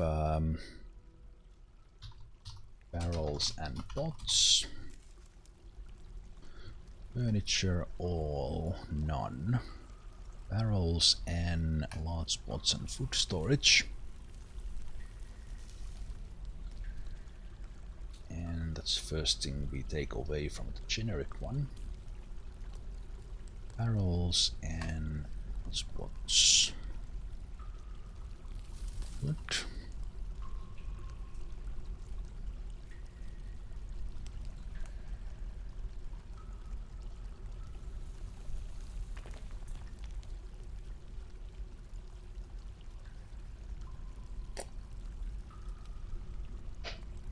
Yeah, I have only there's our migrants.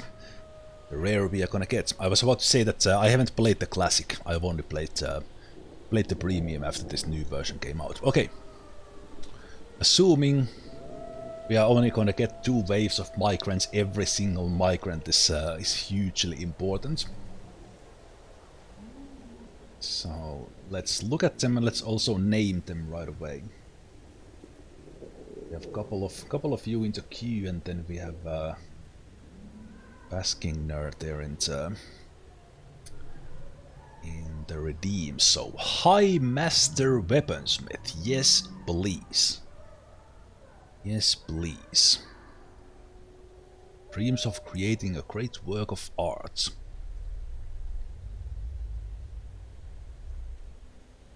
Likes jet. Hopefully we find some.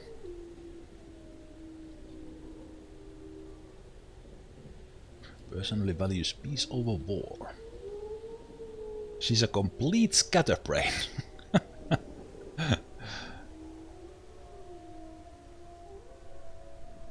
Alright.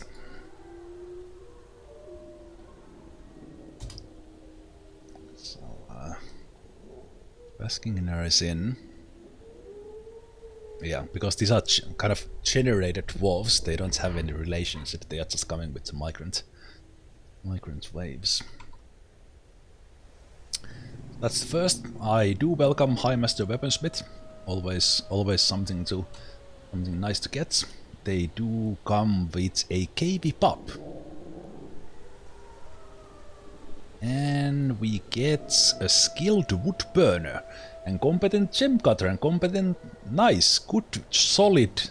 All these are useful. But this guy will have a good time. Let's see, it's a dream of creating great work of art, like everyone, almost. Likes platinum, that's good because we have it. Well, not yet, but we will have it. Likes lost gems, so that's good for a gem cutter. Very nice, very nice. See anything interesting here. He does not mind being outdoors, at least for a while. That's always nice to see. That they don't get immediately completely crazy from being caught in the rain. Okay, so this one will be Kimi.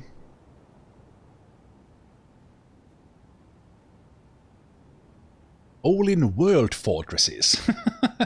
Well, we're gonna build many fortresses in this world, so that's a good last name. And let's see, do we get more than 2? Ooh, third, nice. Adequate furnace operator. All right, I could do without all those creatures and that tangled greenery. Okay, so he doesn't like nature. Let's see, does he have the... I don't think that's the worst. He doesn't have the, like, he would like to see the outside world burn or something like that.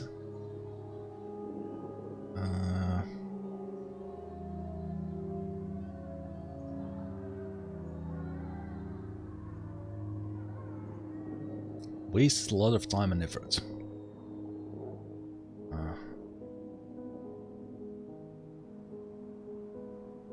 Active imagination. Doesn't quite mind being outdoors either. Wow.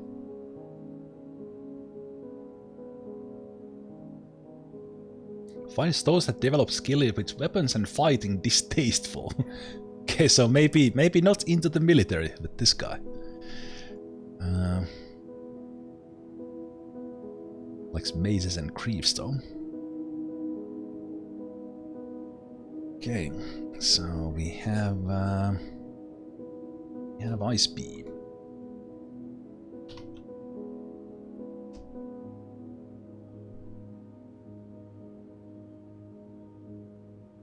Very nice, very nice. And we did get a baby alpaca. Let's go with Scavy Pup. Ooh, more! 11. Talented glassmaker and competent beekeeper. Nice, we can get some beekeeping. I didn't check if there's any colonies. Actually, I see right there in the corner of my eye, I immediately caught one colony. As I saw the beekeeper, so we definitely have those in the map, so that's good.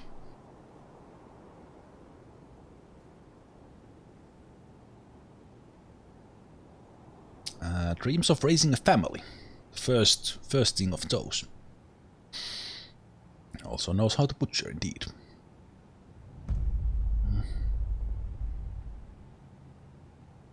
Oh, again one of these, greatly moved by art and natural beauty, but dislikes the natural world. We had one of those before as well.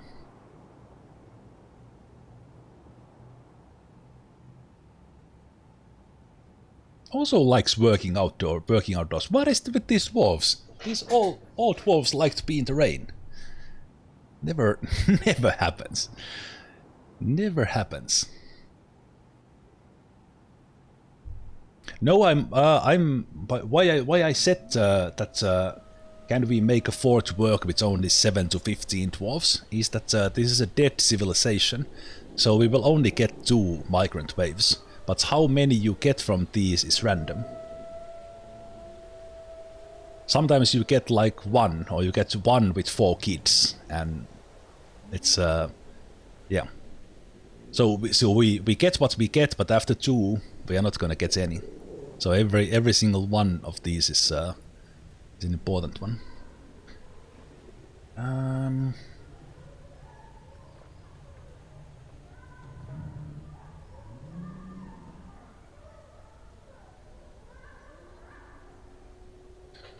Since yeah,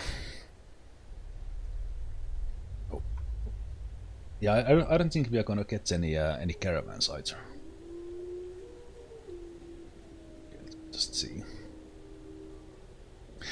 Humans and elves, I think we had them as neighbors, so I didn't reject them. You know what? Because I do want to name all of these, and I want to keep this random, since I will name one of you Beldoris as well. So you are the beekeeper butcher now. Do we get even more? No, that's it. Okay, 11. 11 is good. If we get 4 more in the second wave, that would be a nice 15. And we didn't get a single kit. Sometimes you get those But no, maybe the kids actually come from the after the first 2 waves. Like, because they these are the generated ones.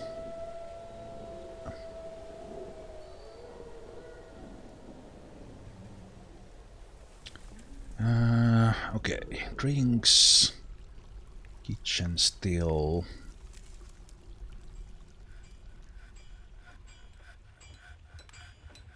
It's the kitchen and turn everything into lavish. Let's see that there's nothing we want to be.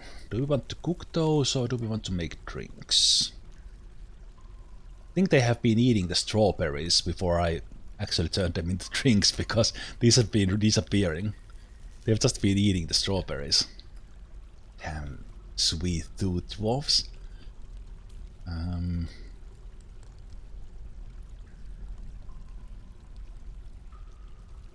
Maybe we will brew the blueberries.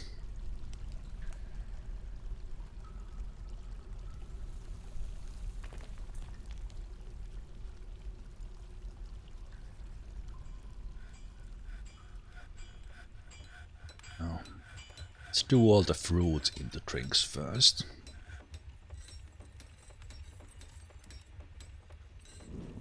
Also, do see some pots there, so we definitely have the pots still. That's good.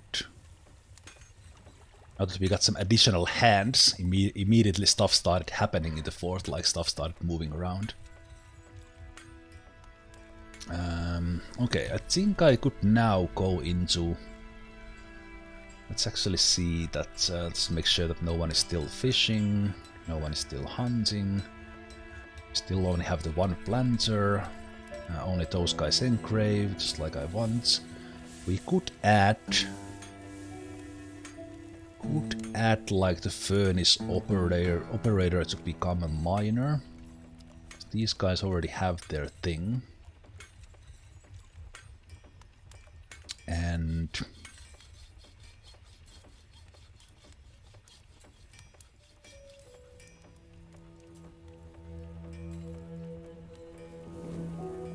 I think we are fine otherwise. I will let them move stuff around for bits. Also, always when the migrant wave arrives, you should set... Oh right, actually I didn't set up my dining room yet, but always when the migrant wave arrives, you should set your animals in there. Oh, one of the cats adopted someone. Greymalk got a cat.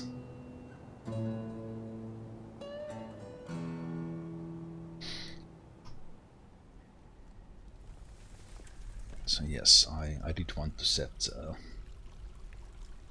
a dining hall here. Main dining hall.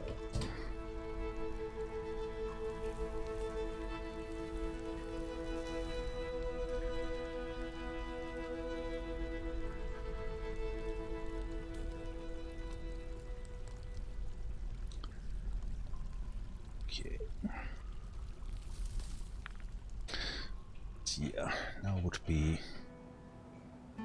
be a good time to actually do this. So let's channel this whole thing down, or we start seeing something nasty. Why are the merchants still here? They in a tree or something? Are they going?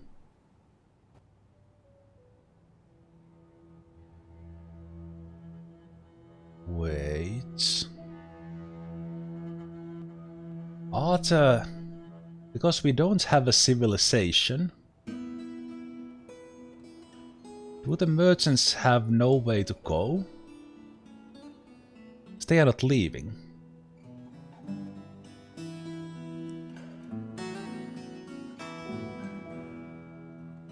Is one of them caught in a tree or something? Where we have 2 guards and a merchant. A merchant, mace dwarf. I think they are not leaving because there's no home for them to return to. But that's why I was like this caravan should not be here. Like I think that's how it should go. I think it's because it's hard coded in the same way. Because it's hard coded, they should also just go. I think the game it's kind of there's no exception. There's no exception when you don't have a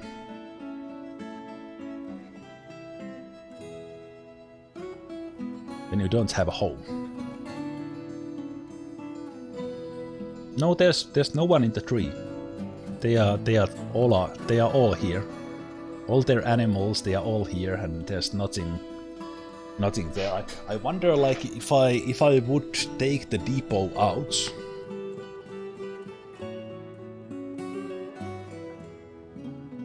If I would take the depot out, like, would they actually be? But they like left the depot, but now they have no way to go. They are just there.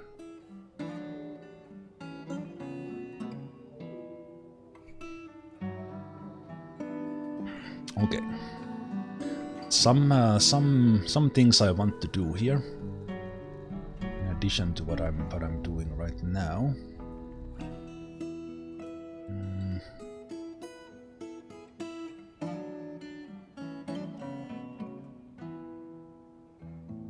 So this is to create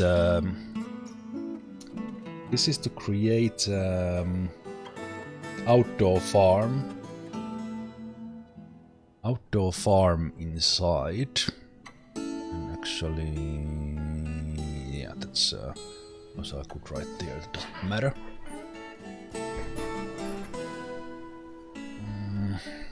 Okay, I'm thinking that I want to carve like for my refuse stockpile, or will I just use the same method? And also, why is there lungfish remains?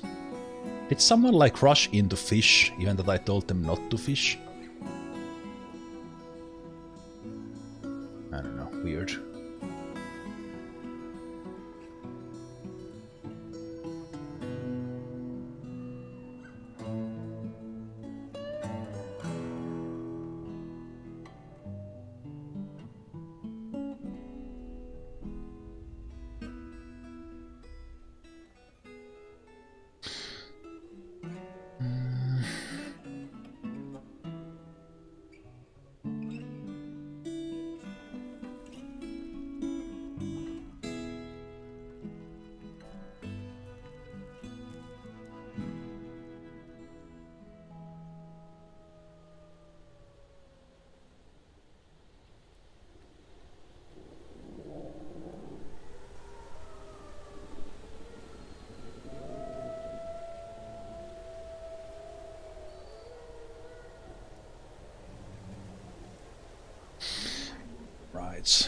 When I actually do this, then I do need to go through it quite quickly.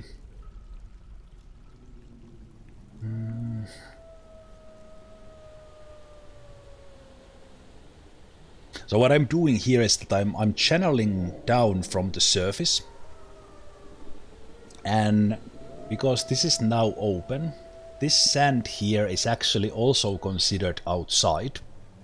And will forever be considered outside, even if I floor this off. So it will become kind of a greenhouse that I can do outdoor farming. And it even grows grass, for example, for a pasture. Even without caverns, I could have an indoor pasture. So I will go one level further to have it there, so that I'm not going to have it right here. But what I'm thinking is that's how will I just want to do it from here, or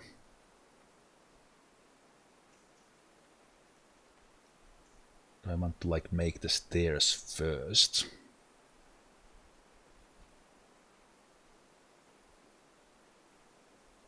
But let's do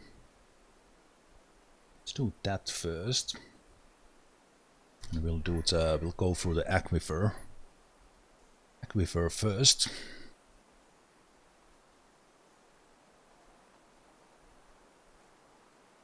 So it's already getting grass here. Okay, so then we go make the stairs. Let's make this priority. We will come all the way through there.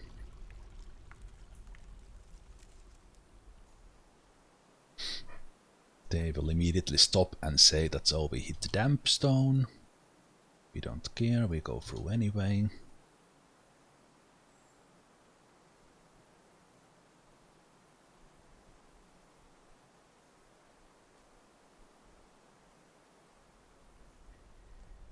But they went down there already. Wow, this was fast.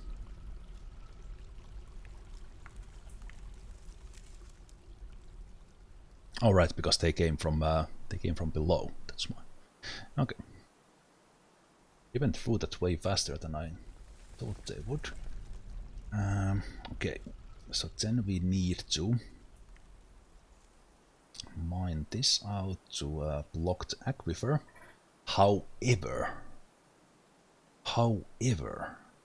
I could now use this. To make farms here without the well trick.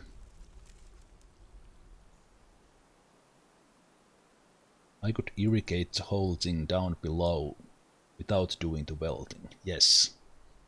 So this level and this level oozes water into this one.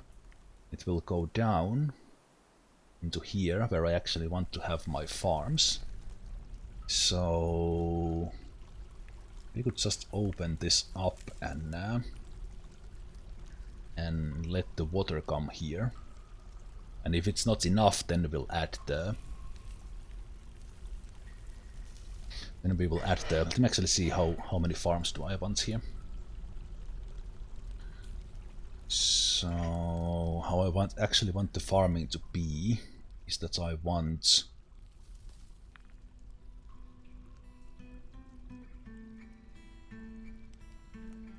to have like a farm.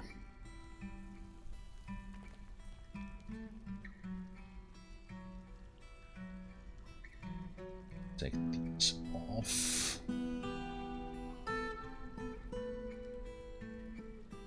These off, so let's see. If I would do farms like this.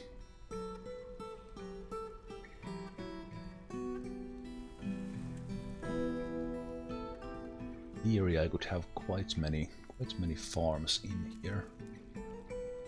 Keep them like small.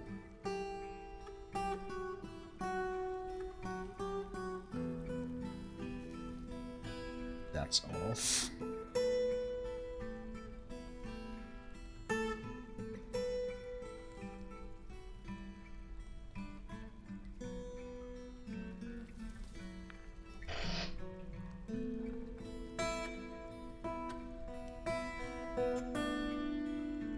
Actually do that so it wouldn't even flood my place. It's probably not gonna be. See how much water do we get from here.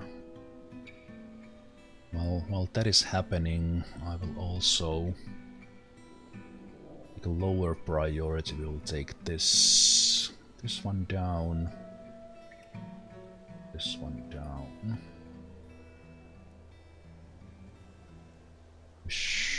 So I'm not mining this, we shouldn't get any stupid cave-ins. Be fine. And just to make sure,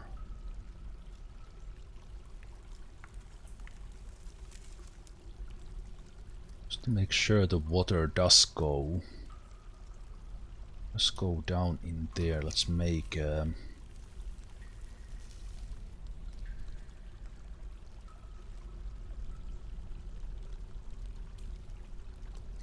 like a wall here. Yeah, even getting some free mist here for the dwarves. How about that?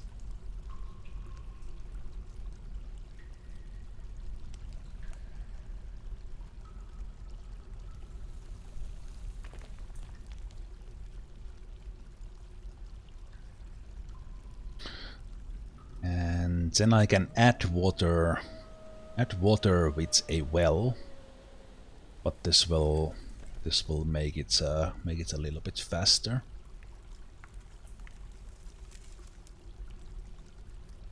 And by doing this, I just make sure that all the water goes down. Again. And we could open this. Wait, does that add more space if I do that? It does. Okay, but this is actually working really nicely. So now this is 2 levels deep from here, which is great. And we can take the floors, select material. Let's do this side first.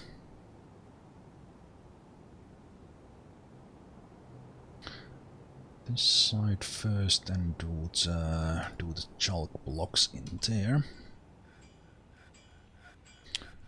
So then, since I'm going to do it anyway after a while, let me... Actually, if I want to produce as much as possible, I will open the level down below. Doing this.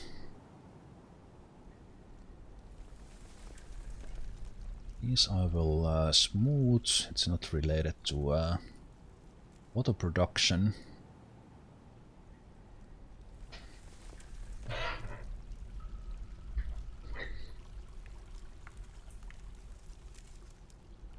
And well, they are all constructing at the moment. Yeah, I want constructed floor because if I make a bridge, a dragon can come and destroy it, or anything that breathes a similar fire. But constructed floor, nothing destroys.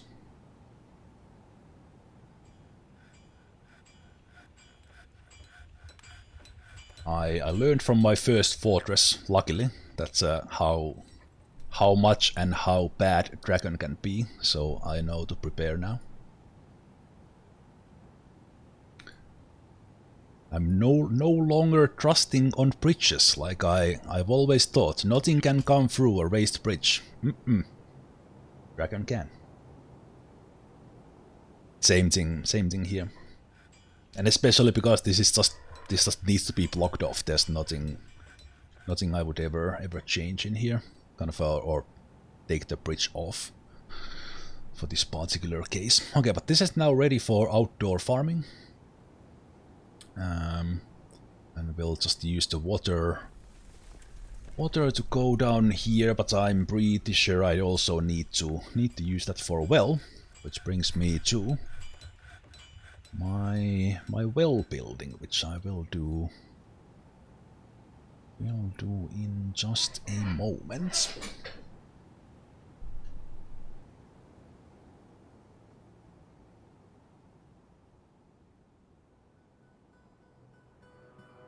See if we have enough blocks already or not. It's 55. We have 54. Damn it. Did I actually need more rock blocks? Maybe some were still missing from the stockpile or something. I seriously can't be one off. Be kind of funny.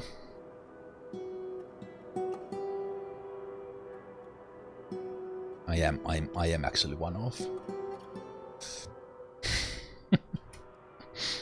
From doing the whole thing, I mean.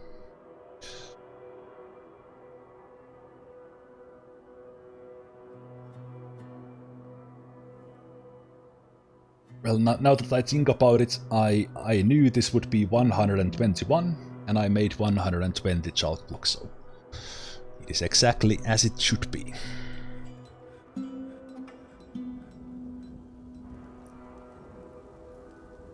Why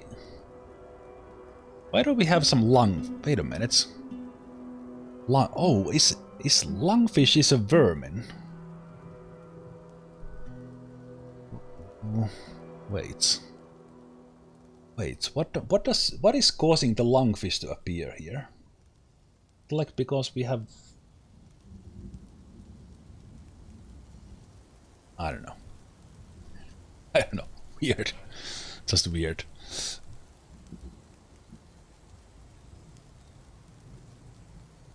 Well, cats will come and cats will. Yeah, that is definitely not creating enough water, but that's fine. Okay, using the aquifer to build a well. We've done this many times, but let's not mess this up. Let's not mess this up. So kind of this level will be just open, and there's nothing coming through. So this would be like 7 by 7 thingamajiggy. And then we need to do it fast.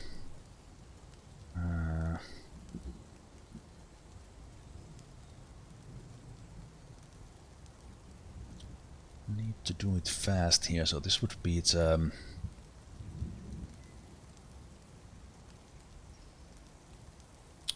where they come to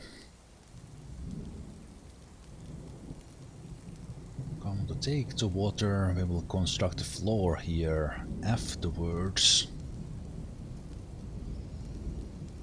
There's many ways to do the well into an aquifer, but I will.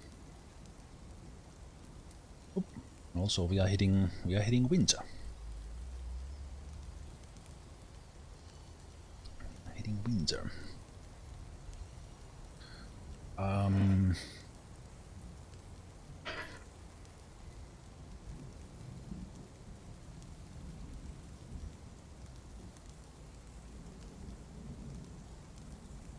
Just one miner doing this, but that's fine.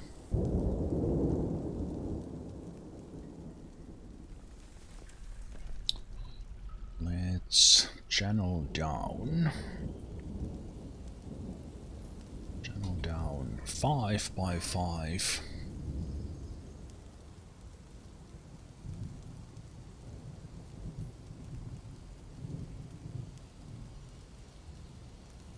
My miner is also the engraver, and then they also want to build these things.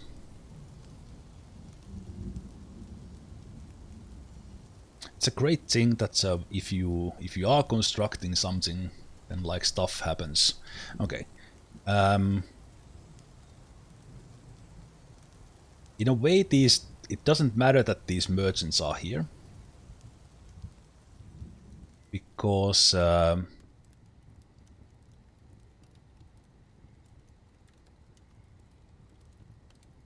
there is the king. The king is somewhere in there. I don't know where the king is. So I will. Did they also leave their stuff here?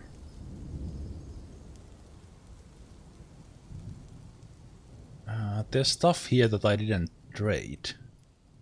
They also left their stuff. Okay, so caravans are like more or less bugged if you don't have any sites on your civilization. They just left all their stuff here as well. It is fine for me, but it's yeah, it's like bugged. So I wonder if I take this off, will they just leave? Yeah, now that's, yeah, weird. So kind of then taking the depot out makes them like think that, okay, we have no reason to stay in here, we just leave. But they still left all their stuff.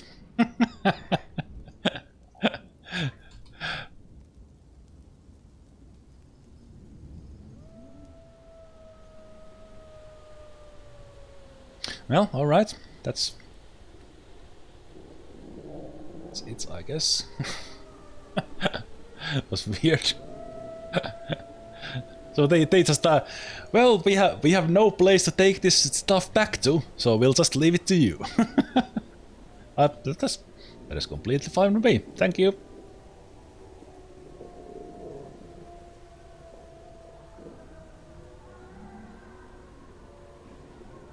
And the untamed wild sounds are. Oh! Oh! Hello! Hello, untamed wilds! I want to capture and tame those. Ooh, war elephants, yes please. Okay. Definitely want to capture those. I think I will make that cross capturing system. That was long time ago that elephants died because they couldn't eat enough. They work just fine. Yes, you heard war elephants. Well, there's only elephants here, but they are potential war elephants for us. I just need to capture them and then start taming them.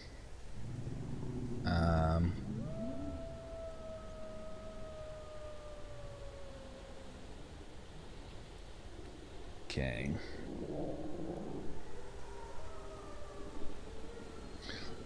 Let me make some more rock blocks. Let's keep it unified, make them from that, and let's make those from a chunk block. Let's make some rock mechanisms. Then let's make wooden cages because that's all I have. Make 10 for now.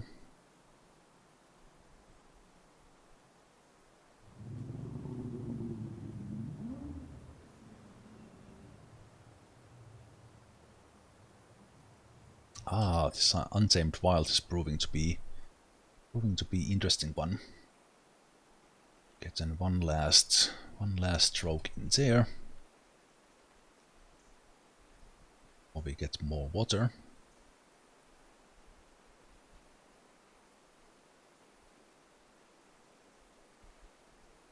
And don't die swoosing in there, please.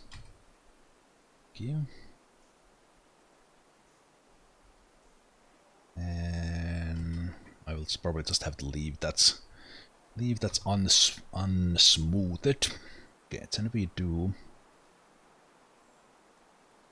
So this would be 49 that I require for this. How much do I have? Not enough yet.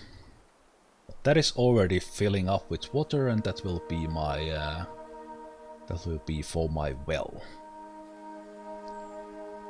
What we can do already is do that. Chalk blocks and the middle cancel.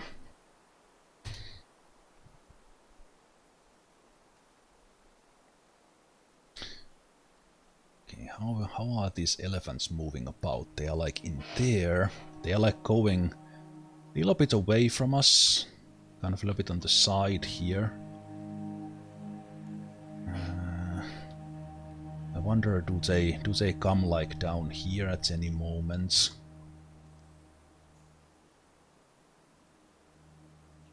Do I try to capture them here on the upper plane, or will they wander down?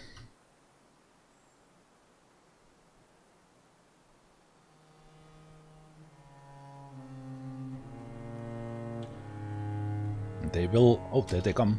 They are actually coming a little bit our way. Okay.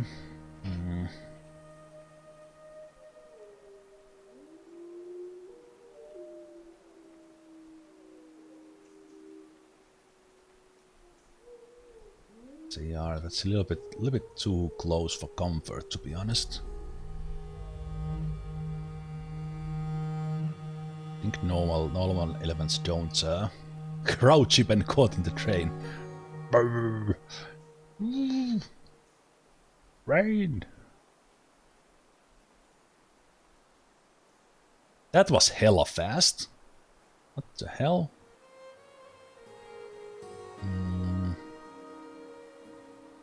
Fluids. Well. Let's make it out of mica. Pocket.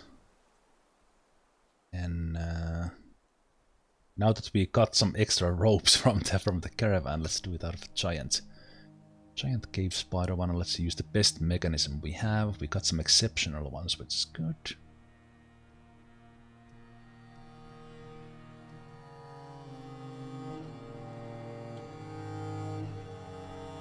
Oh, come on, dog. Don't fight an elephant.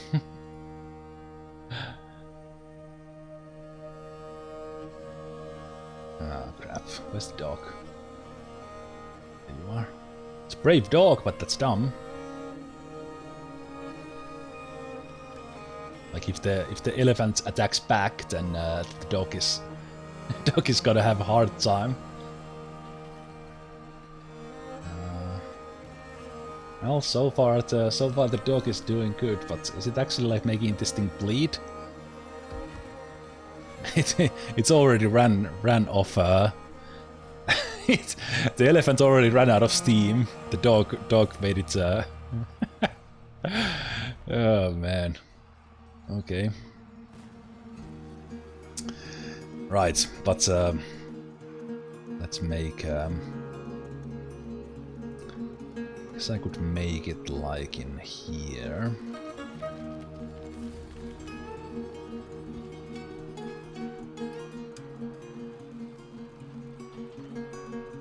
So maybe I get this like this first. Okay, we need more blocks.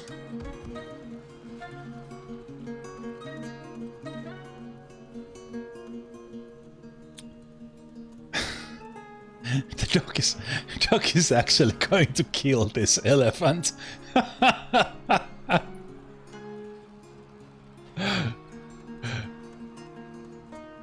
It's gonna kill this one. Jeez.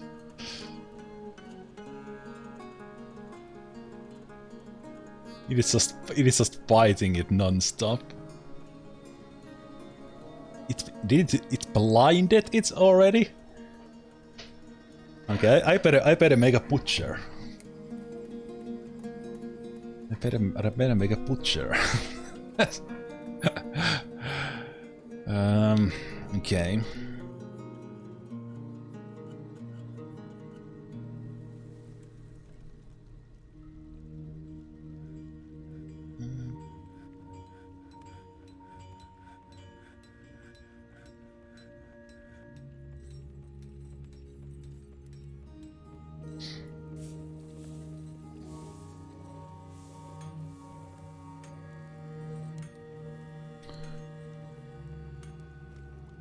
Sure, butcher. I actually plan to have like a refuse stockpile.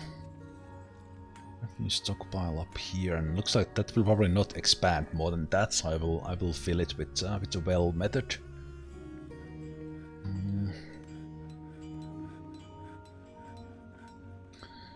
Well method. So let me actually put these ones. Let's put the butcher right there for now.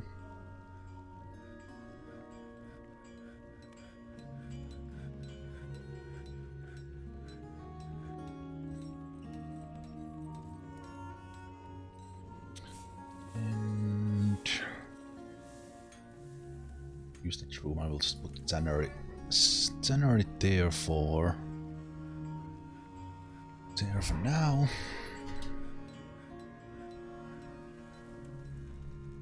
Yeah, I'm quite confident this dog will actually kill this elephant. It's not like bleeding at the moment, but it's. Oh, did the dog stop? Did the dog go after another animal, another elephant or something? I think the dog stopped. Okay. That's not quite going to kill it like that.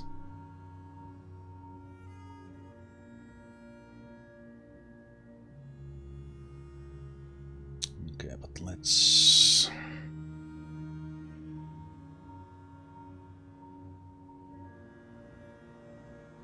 see, did we get the blocks already? Almost.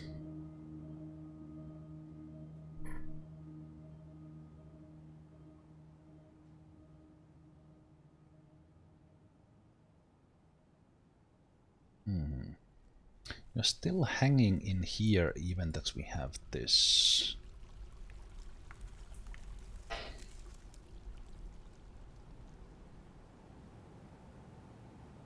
Also we got some goblin calves in the wagon.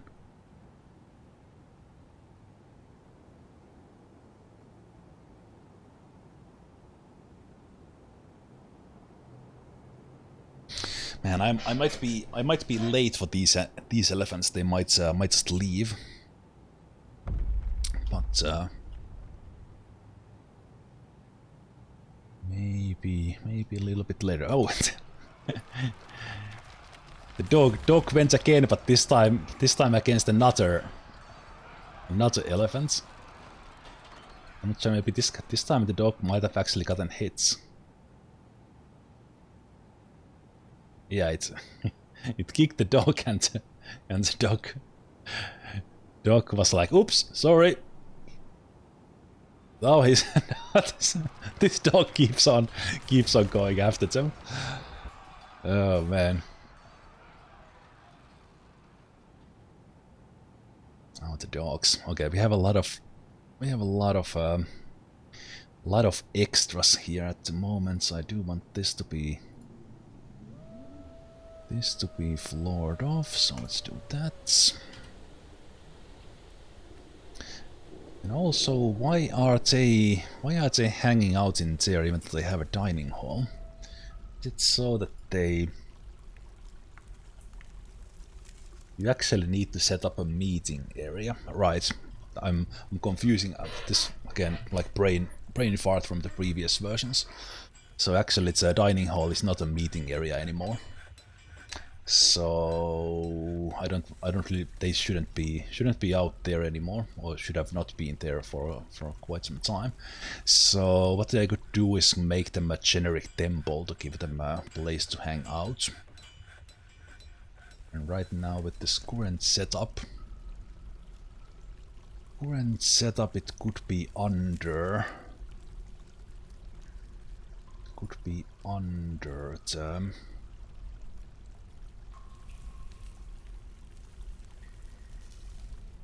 There's a dining hall.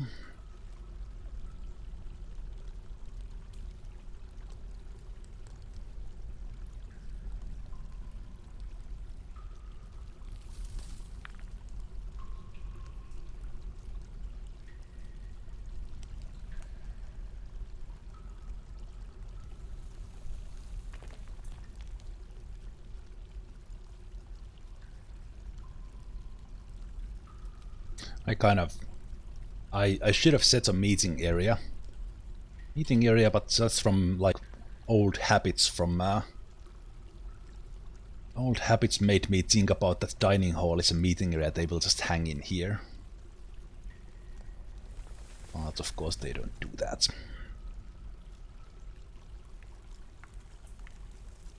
Also, yeah, this definitely needs help.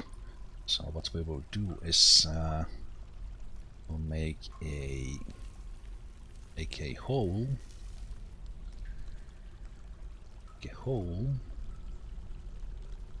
Then put that somewhere else now. Stone worker.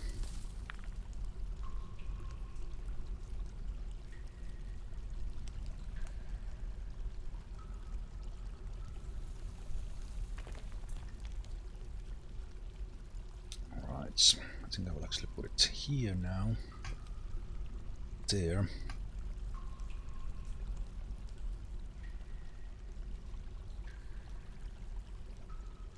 Mechanics, I think that's off as well.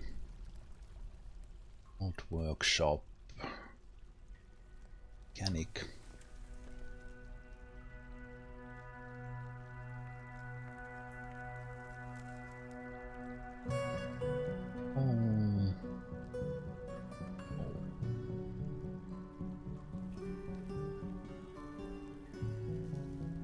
Let's see, is our well operational? Well is operational. So we have water down below. So then we can start filling these. So what I want is, actually it doesn't matter, we can just fill from, let's do with 2 ponds, let's see how fast that does. So we do bits and pond here, make it a pond. Bits and pond in here, pond. Let's see if this actually works from multiple directions. So let's do bits and pond there as well. And as well. We actually don't have that many buckets. I think so. Let's make 8. So they will start taking whatever buckets we have and start hauling water into these ponds, filling them, dropping water from the other side in here. And these rocks would actually have to be dumped. They don't create the mudding under them, so let's create a dump zone in there. Take a dump from all these. They don't create. Sometimes they. No, actually, I was thinking about ramps. This would actually work fine. They do create the dusting of mud under those. So we want each and every tile here to be touched by water, because when it is, it will create the dusting of mud. And depending on how fast the dwarves can throw the water in, we'll see if we get this filled or not.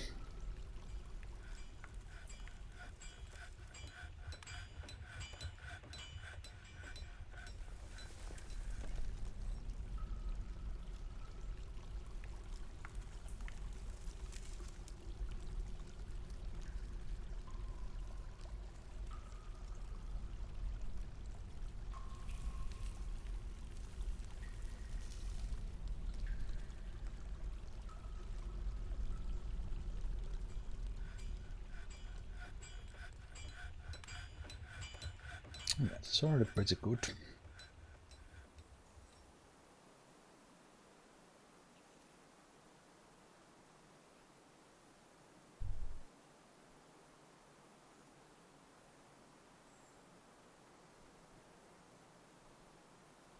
I'm not gonna farm in these just yet, but I will place the farms in here already. So workshops, farming, farm plots.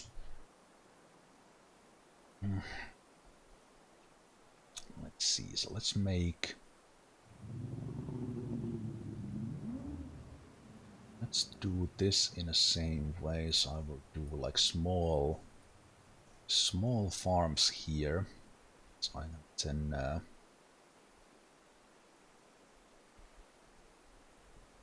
kind of use how I fit. So these will all be outdoor farms. No one should be here, right? They shouldn't find themselves going in. No, that's no. Actually, don't do that. Saw them going in those ramps, and suddenly I would have someone stuck in there. And there we go. Thank you, dwarves. Thank you for not being stupid. Well, you were almost stupid, but anyway.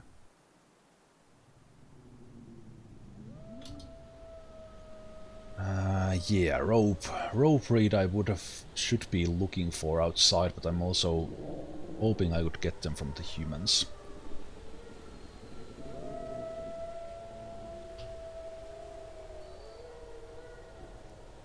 Well, let's hope we get some elephants later on. I was thinking of building like some trapping crosses in here, and then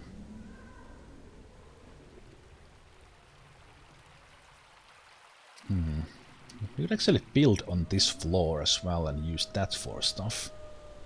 So I think about it. Or we could use a refuse stockpile in here. Let's cut that off.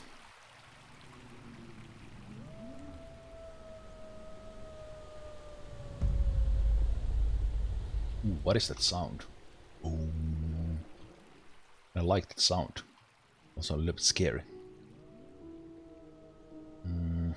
Okay, let's see, how is this going? This is actually looking pretty good already. It's looking pretty good already. All we need is like a couple of tiles have not been touched by water, and then this would actually be done. Yeah, just water in there, and we are done. And here. 3 spots. 1 done, 2 to go.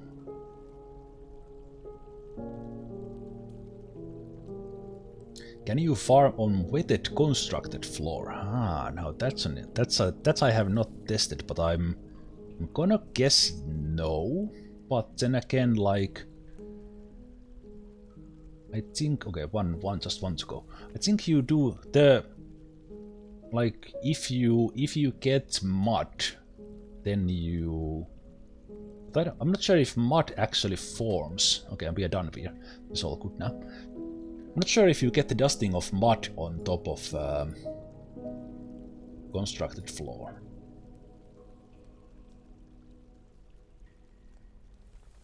Yeah, that is actually all done now. So what we can do now is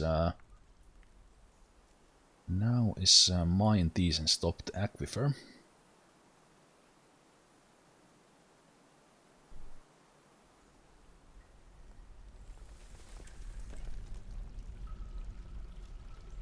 Because this is now all done. Might just use it a little bit for extra mudding. And let the water spread in here.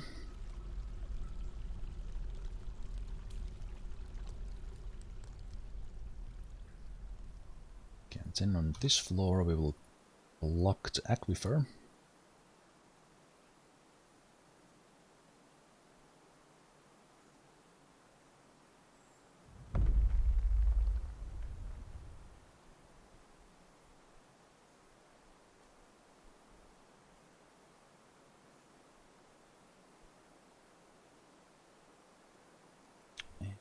Same thing.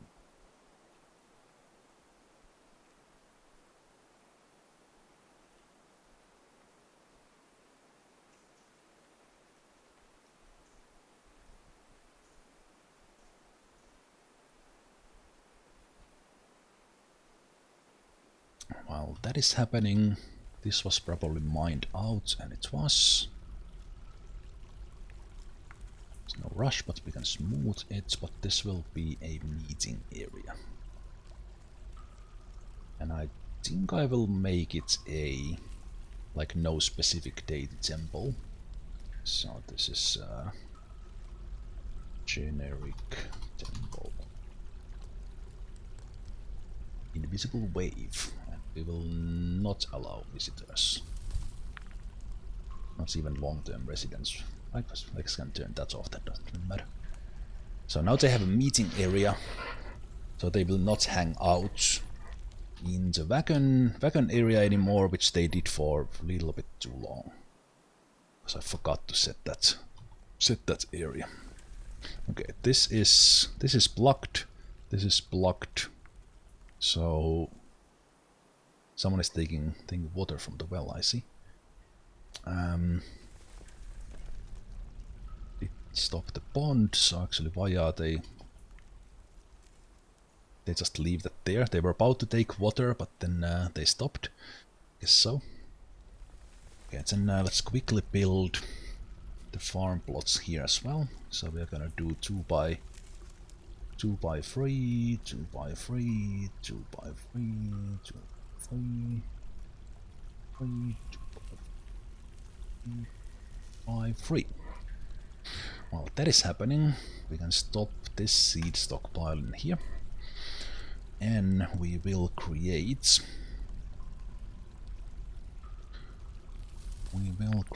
a seed stockpile right here. This time it will be seeds indoor. Go to food, seeds, lump helmet spawn, big tails, rock nuts, sweet pot seeds, and gates. No barrels. Come up in here, seed stockpile.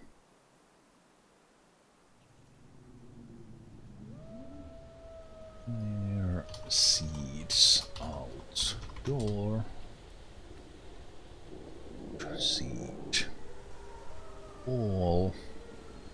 And then the opposite of the previous one, taking them off.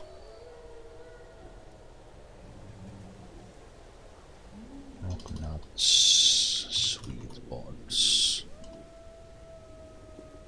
cave bits. Everything else allowed, no barrels.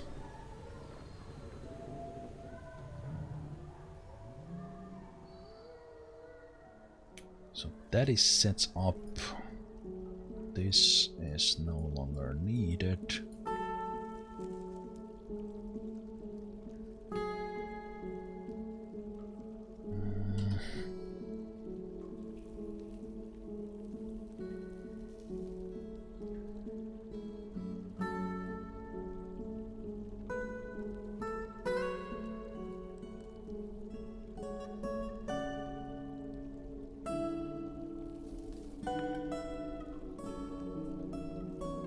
Yeah, because of the trade, because of all those things, we actually got like plenty of foods and drinks. Oh shoot! We also got the first turkey explosion. As the eggs and eggs just hatched. Okay, so oops, not that. So let's put all these back here, and then now we can actually start eating eggs.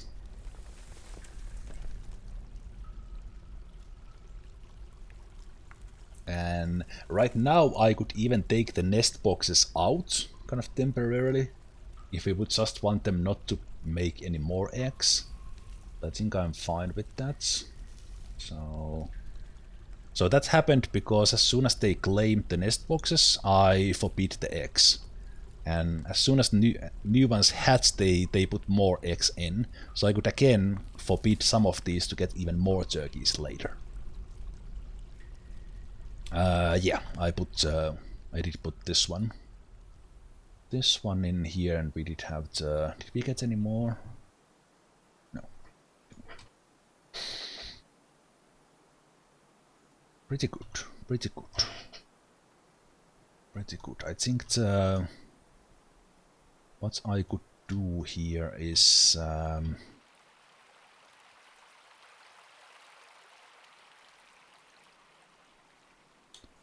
what I could do here is set up a proper refuse. And I kind of want to do it here from in the same way that we would have a space where it doesn't rot. We could even take that all the way down. But I think right now I need to set up some things like stone. Stone hauling. So let's make a stone stockpile here. For now, just get stone. Let's not bring the coal here, but actually no. Let's just bring the chalk.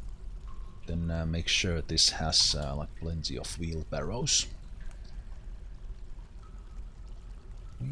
So they will start hauling those a little bit faster. And then...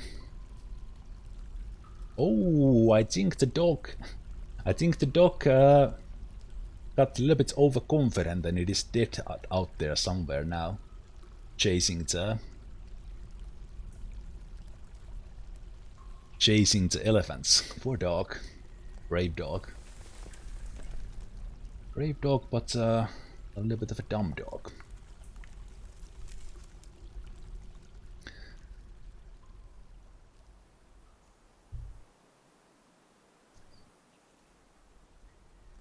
We just see kind of, do we have both of those dogs out there, and we just got puppies, so they are here as well. Okay.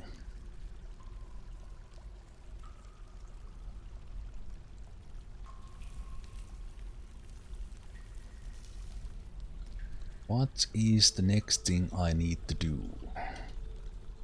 I'm currently relying, as far as my defense goes, only on these, so we don't have the kind of closable bridge or traps or anything like that.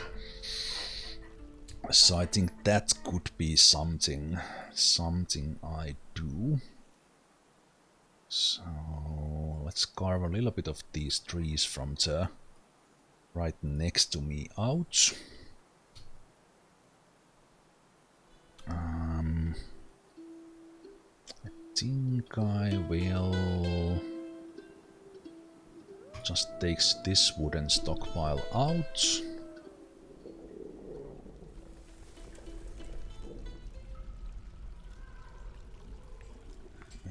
And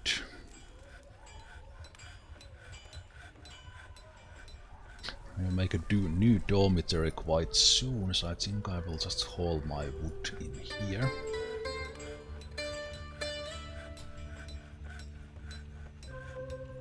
Give that one. We'll organize the stockpiles a little bit later.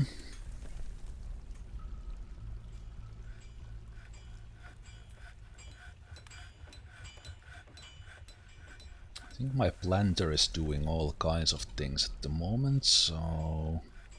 Oh, there she is actually setting up. Setting up the farms just when I was thinking about it, we need it.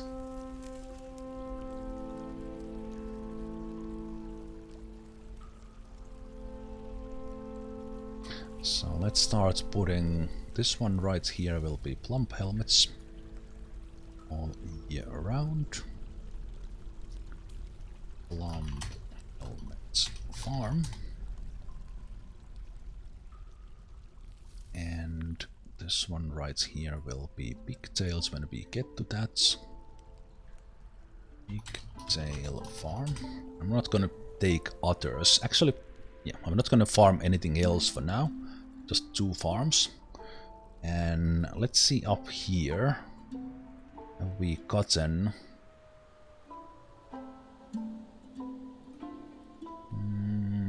yeah, I think we like maybe lost the... Oh, we have 1 strawberry seed, yeah, because they ate the strawberries as is, because I didn't set up the still. Set up the still and start brewing, so they did that. Okay.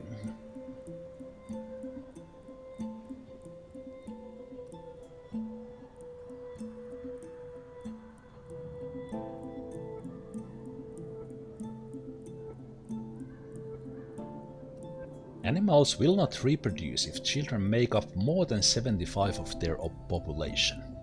That is good stats there. So kind of basically I need to butcher some of the turkeys, or they become adults before they would make more.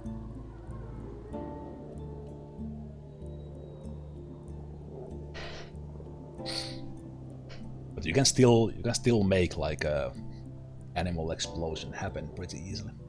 Okay, but yeah, and I don't think like if I'm now correct, we will have the strawberries next time in the... No, we still have them here during winter. What the hell? Is this because this is warm? Is this because this is warm climates? No, was this even hot? This was hot climate, not even warm. Yeah, exactly.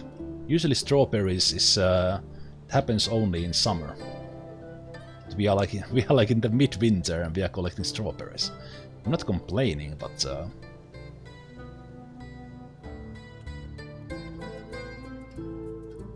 it's pretty good.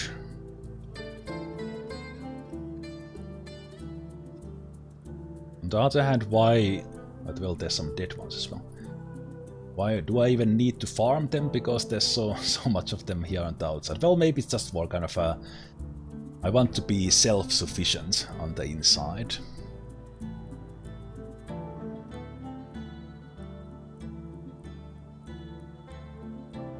Yeah, collect those. Red spinach. We Still have the fruits down here as well.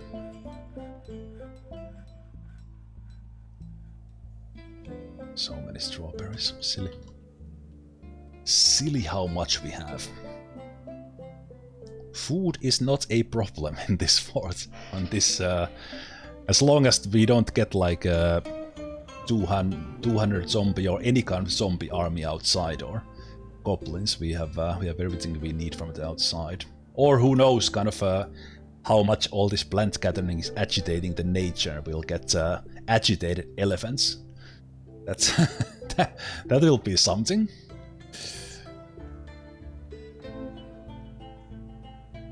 Actually, thinking about that, maybe I should be very considerate how much I do outside. This was untamed wild, so I don't want to be eaten by like agitated versions of these giant sparrows.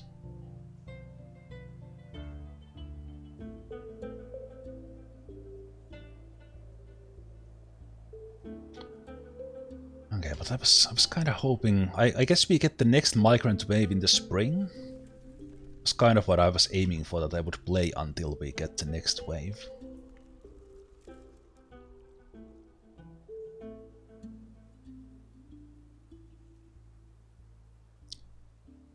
Amaranth, rice plants. Rice gives a lot of stuff.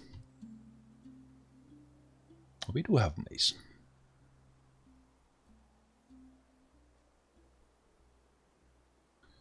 Do have maize.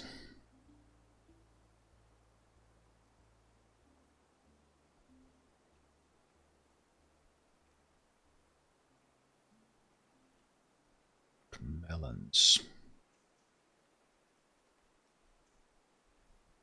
Since it is relatively peaceful right now, let's collect some of those.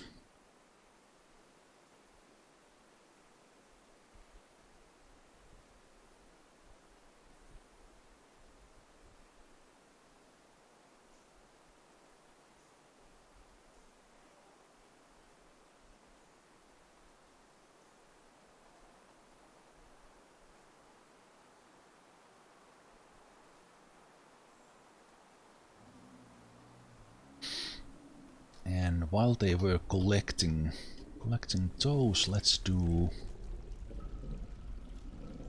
Okay, I think I will set my work orders next time. What I mean with that, I will just do manual stuff for now. So let's do five drinks now.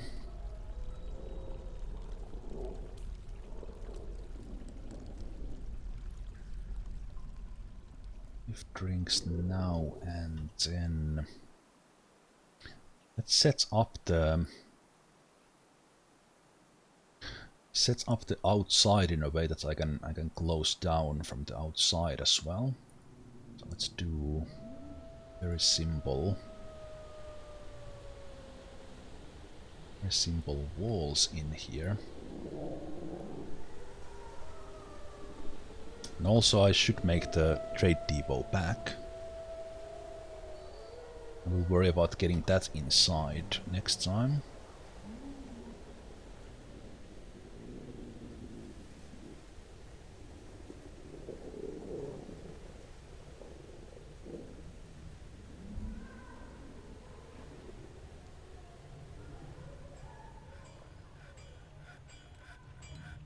Making blocks from flagstone? Absolutely. Chalk has a nice color, and we have a lot of it. First floors are like basically nothing but economic because we have kaolinite and chalk. Kind of having flagstone basically as the first stone here. Okay, then let's build a floor.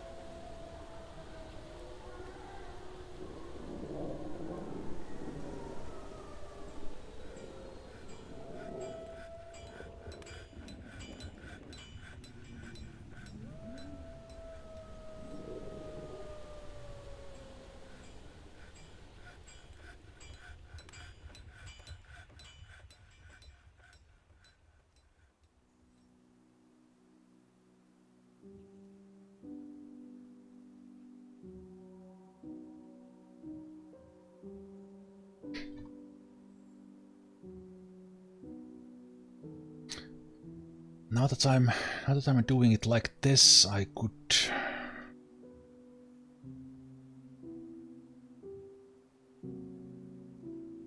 actually do like a little bit of a walling for the trade depot there as well.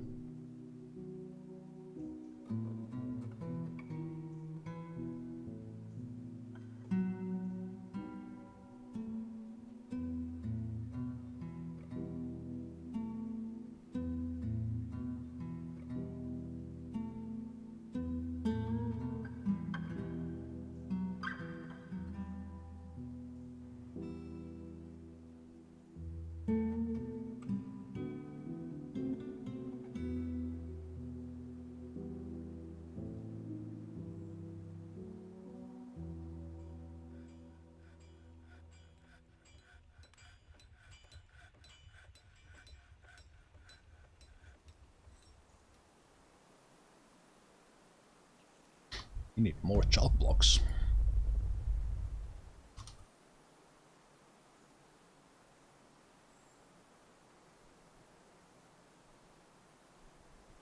We still have them.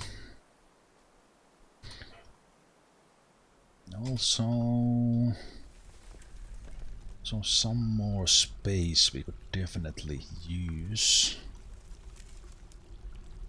Let's see. I think I was planning to have like actual like production stuff here, so we could open that side up.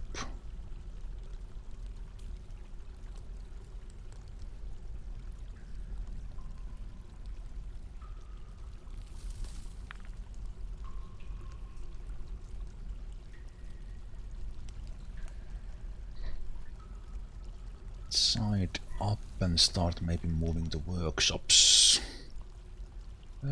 in here. And do I want some sort of stairs set up here? Probably.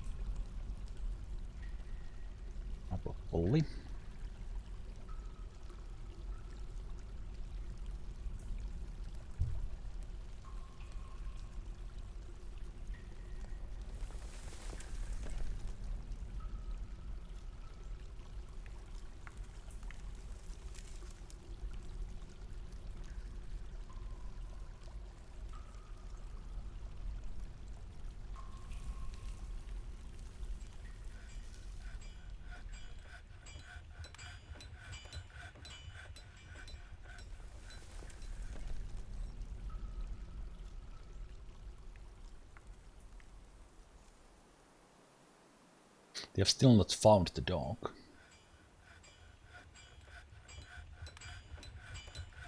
Let's unpause from the task menu.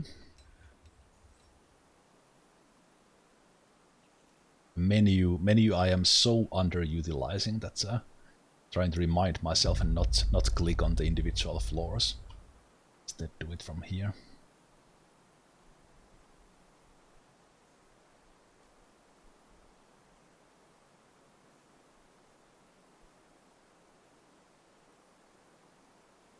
Or those.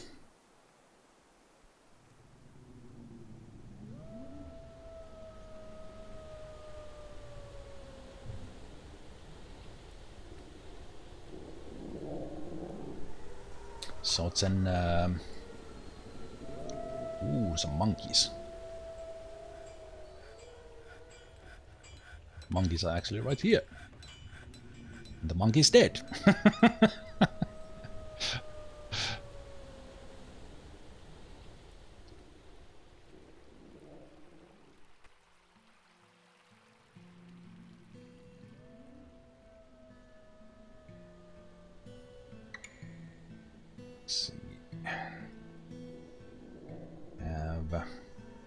I made quite a lot of mechanisms already.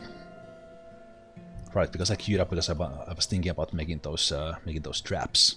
Yeah, these monkeys are like asking to come here to they want to steal some of our stuff probably.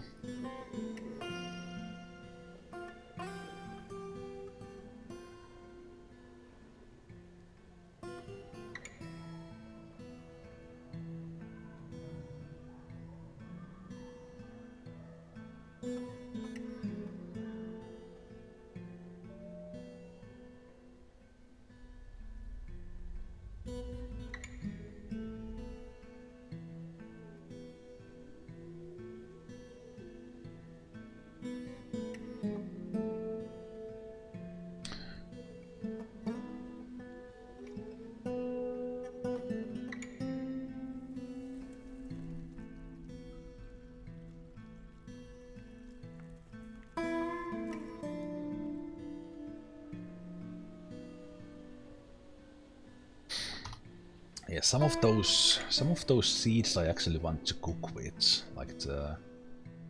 Okay, they actually set for cooking already. The durian and rambutan. Fine. Fine doing those.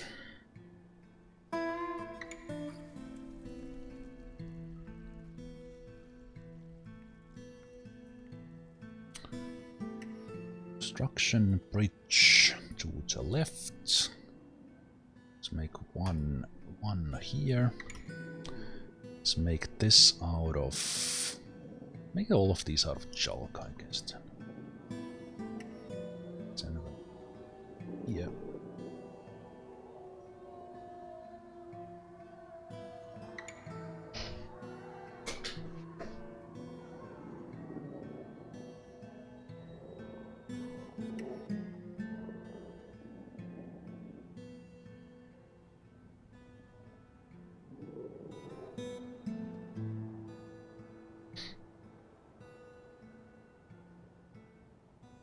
And okay, did I engrave the walls? No, just the floors. Good. Lever room. Lever room, especially because we have a temple down here. We could have a lever room like down here, next to this area. We might have some other meeting areas here, so this could be a good one. So let's cut this off and let's make it like this.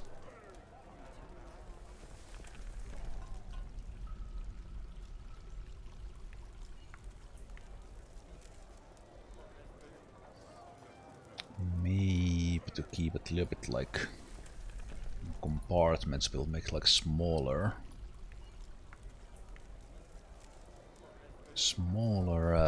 lever rooms.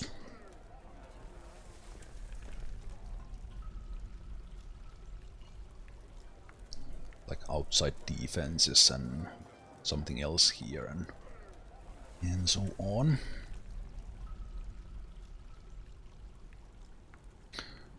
We probably want to have some traps here. Do we want them right now or?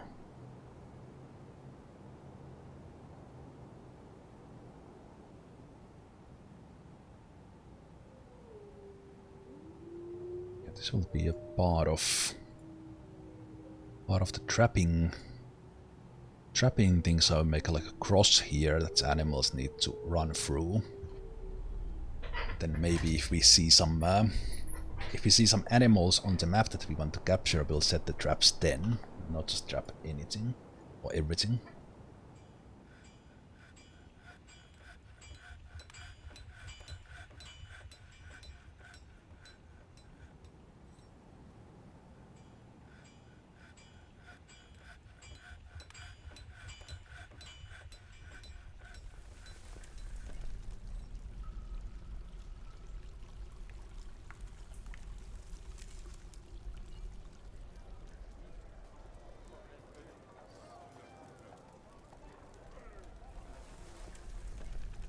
All of levels down. Stick those open when you have the time.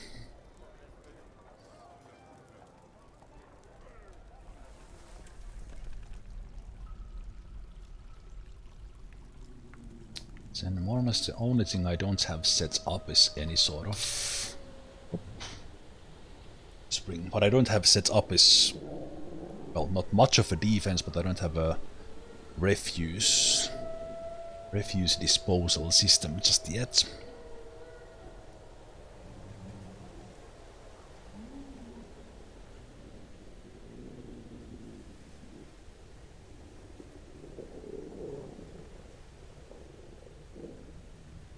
So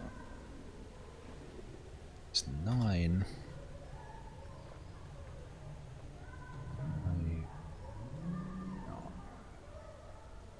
It's 1 too far. Chalk box. That's off.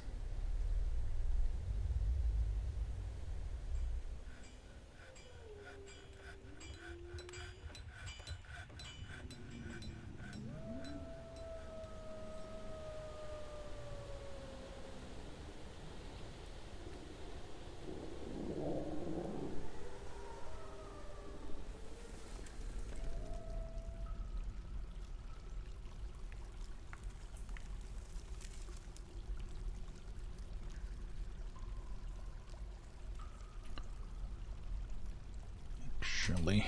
This one, let's take that one off completely and build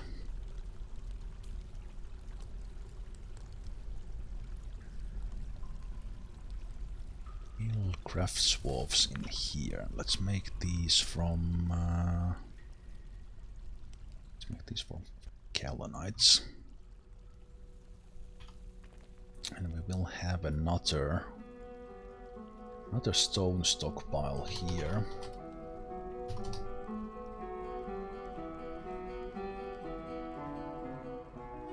Not gonna hand pick them really.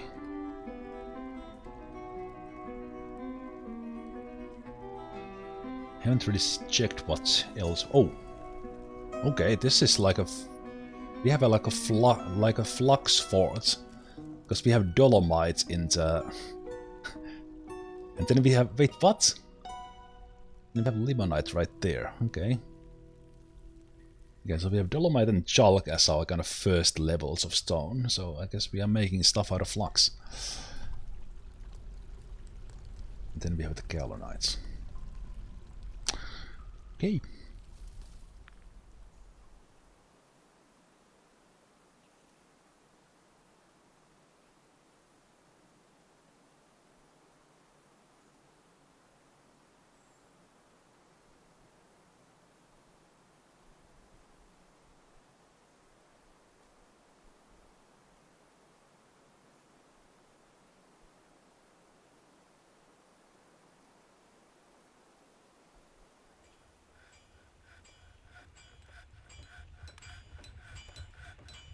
I'm still like a little bit because stuff is happening so fast because the game is actually fast compared to the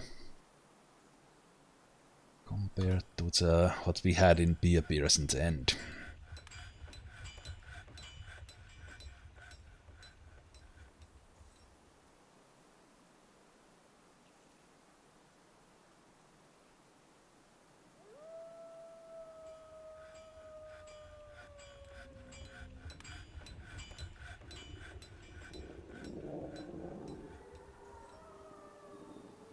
These ambient sounds make me like super nervous all the time.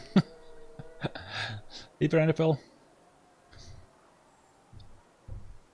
I'm new to DF, but I feel like it's super fast. I'm constantly missing things. One thing is actually, as I was watching Selford Cell's stream, and she streams in the Kitfox channel, and of course she has her own stream. One thing she suggested when she was having like complete beginner, like someone who hasn't played, she was like teaching another person to play. She suggested when you are playing for the first time, is to go into the settings and take your game frames per second down to like 30. So then you don't feel like you need to pause all the time and stuff doesn't happen so like too fast.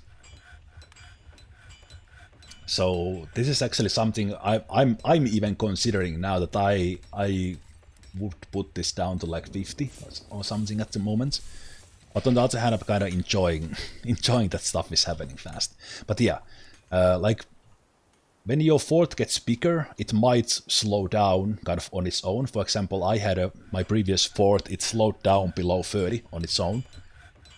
So that's why this feels like ultra fast, because stuff is just happening. I can follow it because I've played the game a lot, but still kind of... but one thing actually that this is something I remind myself about all the time, is that it's okay to not be doing something all the time. It's okay for letting the dwarves hang out in the temple or wherever they are, and it's like fine. You don't need to be like continuously like pausing and assigning something and doing something and getting something done. You don't need to do that all the time. But kind of I have to remind myself of that all the time because I feel like I have to keep on building something all the time. Keep all the dwarves running, and as soon as the wall is done, I need to assign a new one. so on. Okay. Let's make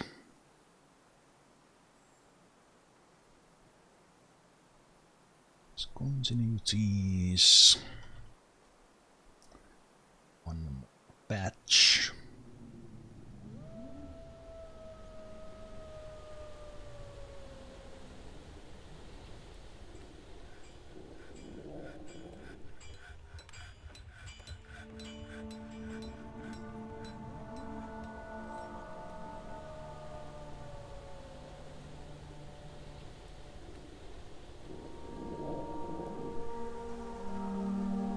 Right, the lever room.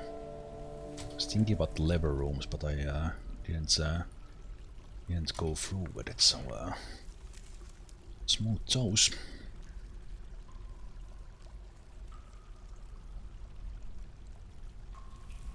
Also, they are still sleeping in the dormitory, and we can see that everything is just fine. Like getting them like the nice thoughts about sleeping in a personal palace that will follow, but we are okay with this. Speaking of which, I could actually let's engrave our lever room as well. Give my guys some training. Then I think what I will do tomorrow is I will set up some of those training guilds. Oh, they are stealing my blocks, the bastards. This does remind me I don't yet have a stockpile for my blocks, which could actually be here.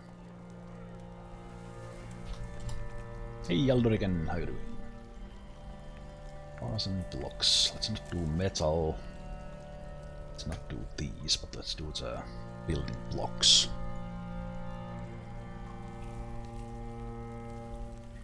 And let's also do wooden pins while I remember. Let's make them from below. Also, let's turn that bookkeeper count back to max, as I remembered.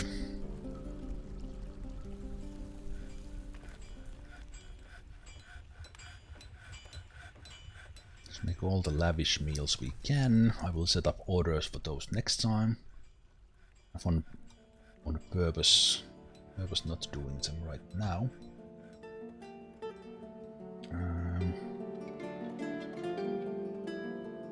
It's gonna be longer now.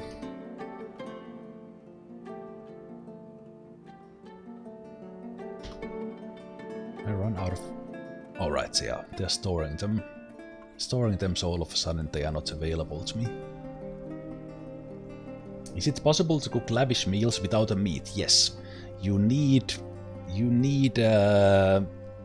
Is it 3 or 4 solid? Well, you need 3 or 4 components. One of them must be solid. So it can be all fruit. It can be all plants, all like plant flour, and or you can have like one solid element, and the rest of it can be booze. So you can do like completely elf safe foods even with like you will have only like plant based, and you can even trade the elves the foods. Yeah, you need solid components. It doesn't matter what they are. So at the moment we have avocados, we have maize, we have what else do we have? We have olives. They are not cooking with plump helmets, but they are cooking. They are at the moment doing it from these ones. Even though I don't have anything here. So definitely don't need meat.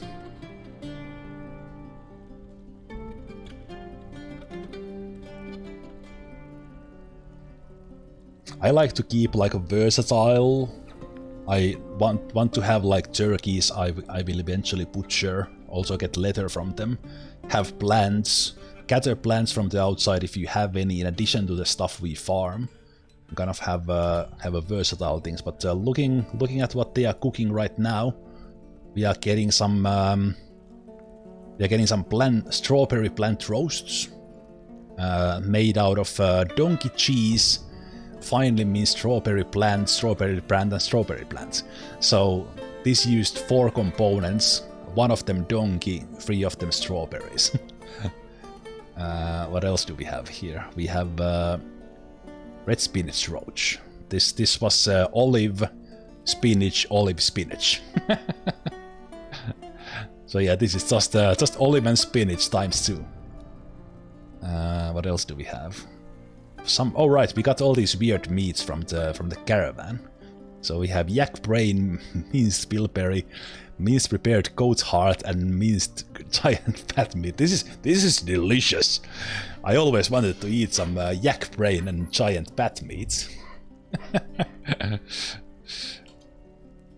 We did get some fish from the. We had some fish, and then we had some fish, and we got more from the. So this is cave fish, cow cheese, and strawberries.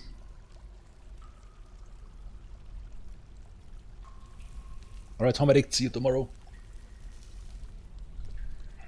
Or see you when I see you, I guess.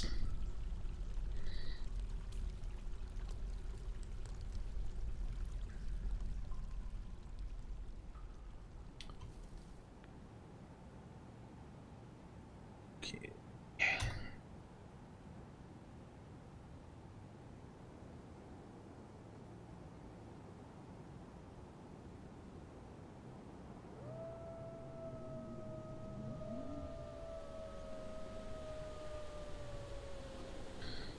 More rock blocks. More chalk. Should make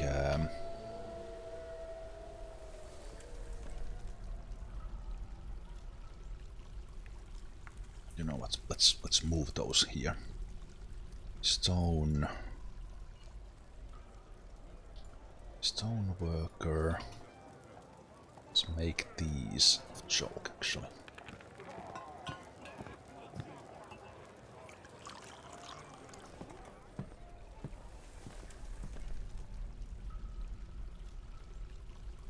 Out, mechanics out, the tanner, we can now move that, can put farming, tanning there,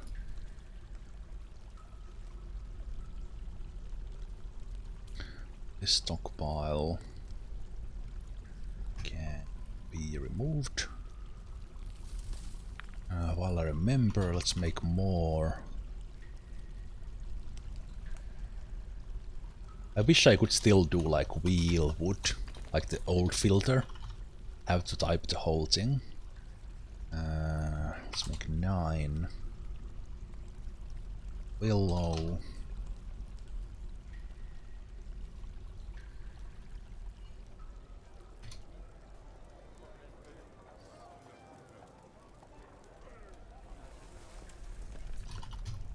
Stones, stone.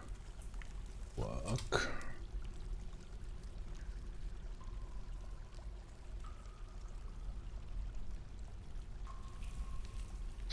Well, I guess I'm going to actually eventually do chalk and dolomite because we have seem to have a lot of it. But maybe I will actually keep it. So let's keep the dolomites out from here. Seems to be we mostly have chalk at the moment. Let's. Oh, there they are, the ones I was waiting for. Before I checked the migrants, and this is actually very important because they might be the last ones we get, or will probably be the last ones we get because the civilization doesn't have any sites. Let's put levers down. So let's make Carolinite and Carolinite. let's come to the surface. I will name these bridges. Outside gate right. Outside gate left.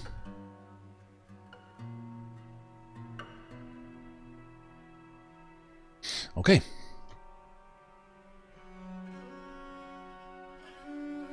Let's see who we get. A gem setter, a tanner. It's best to slow down and just relax. Also a hunter. Does that mean that you can shoot? It is a hunter. It is a hunter. I don't have any ones on the queue, so I will just take from the chat. So let's see. Oh, Dorigen pop up there. So let's put one info. Dorigen. So let's see about the personality here. And dreams of creating great work of art. Copper. Likes quivers. How fitting for a marksmith. No relations yet. Didn't come with the hunting gear though.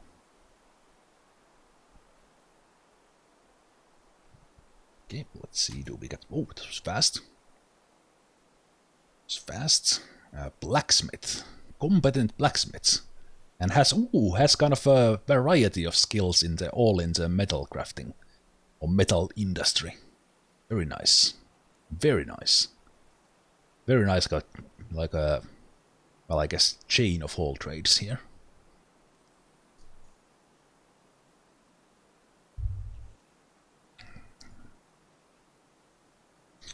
It's the Boony Rat there before, so let's put Boony Rats in as well. Value stoicism. Dreams of raising a family. Well, we will need kids to grow up this dwarven civilization, so like statues, gauntlets. Well, like in gauntlets, that will make her good into armor smithing as well. Very good, very good. And I see at least one more. It is a novice treasure. And dreams of raising a family as well. Likes platinum. This is I'm not looked at everyone, but the second one who likes platinum, and that's one of the reasons why I picked up this embark, that we have platinum in here. Likes animal traps as well, so I guess that's good.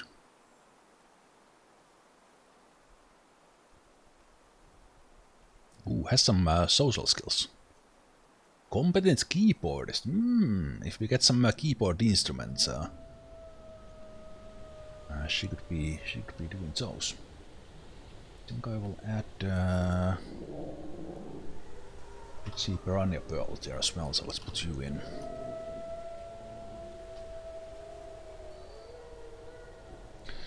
You in as well. Impatient recovers quickly.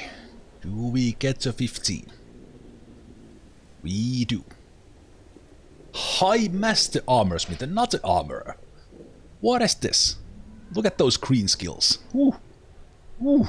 Disdains merriment. It's serious business.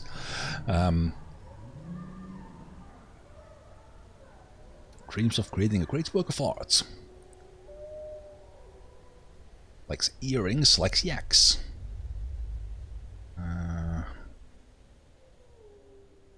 It's kind of the weirdest preference. White spotted buffer letter.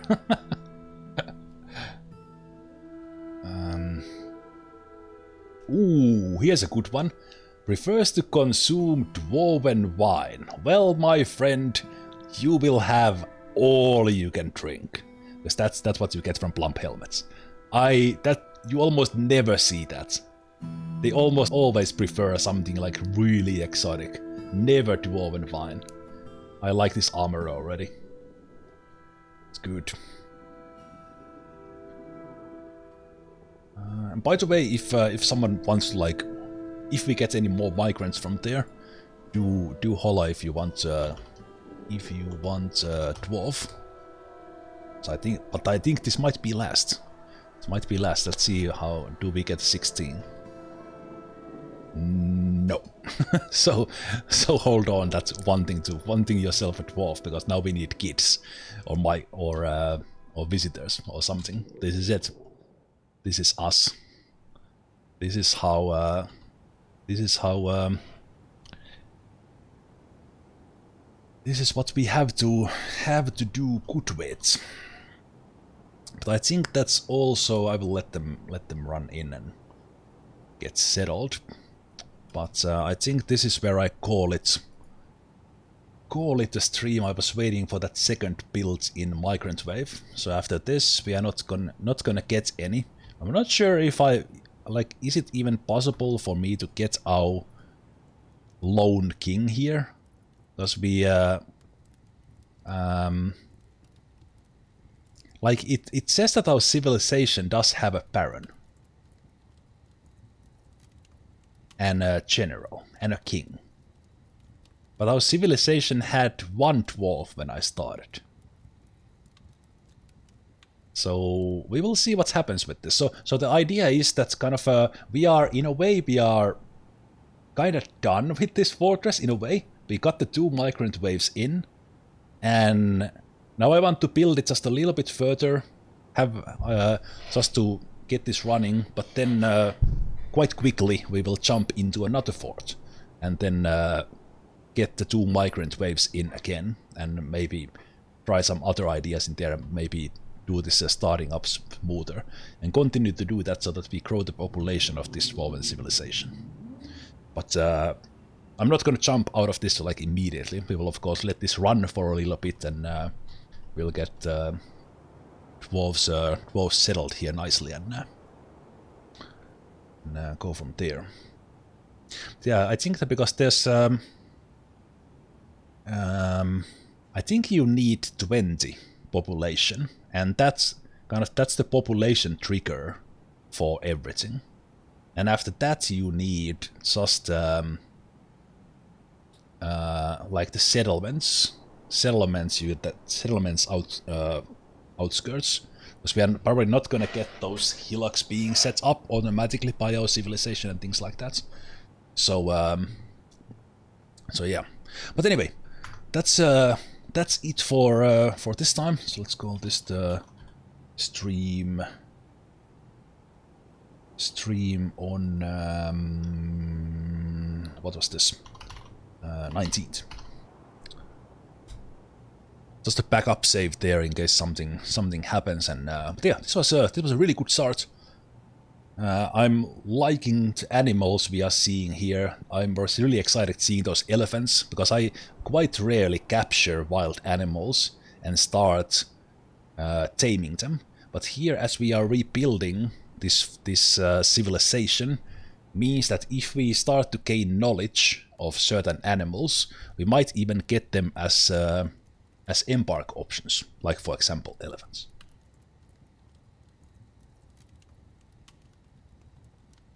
But yes, hey, thanks for hanging out, guys. Went a little bit longer actually than I expected, because I wanted the second migrant wave in. But this was great fun. Very good start for the fortress, and I kind of did exactly what I wanted to do in this one. And I will see you guys tomorrow on Friday when we continue this. And I'm also streaming this weekend on Saturday and Sunday. Possibly continuing with this fort, or we have already moved in the second fort of this dwarven civilization. But anyway, kind of continuing with the same world and Dwarf Fortress. And those of you who are watching there on YouTube, thanks for watching there as well. And you will very likely find the next parts in the playlist, or check my channel there, and then for the latest videos, Dwarf Fortress or something else. And with that, good night everyone. Until next time, take care. Bye bye.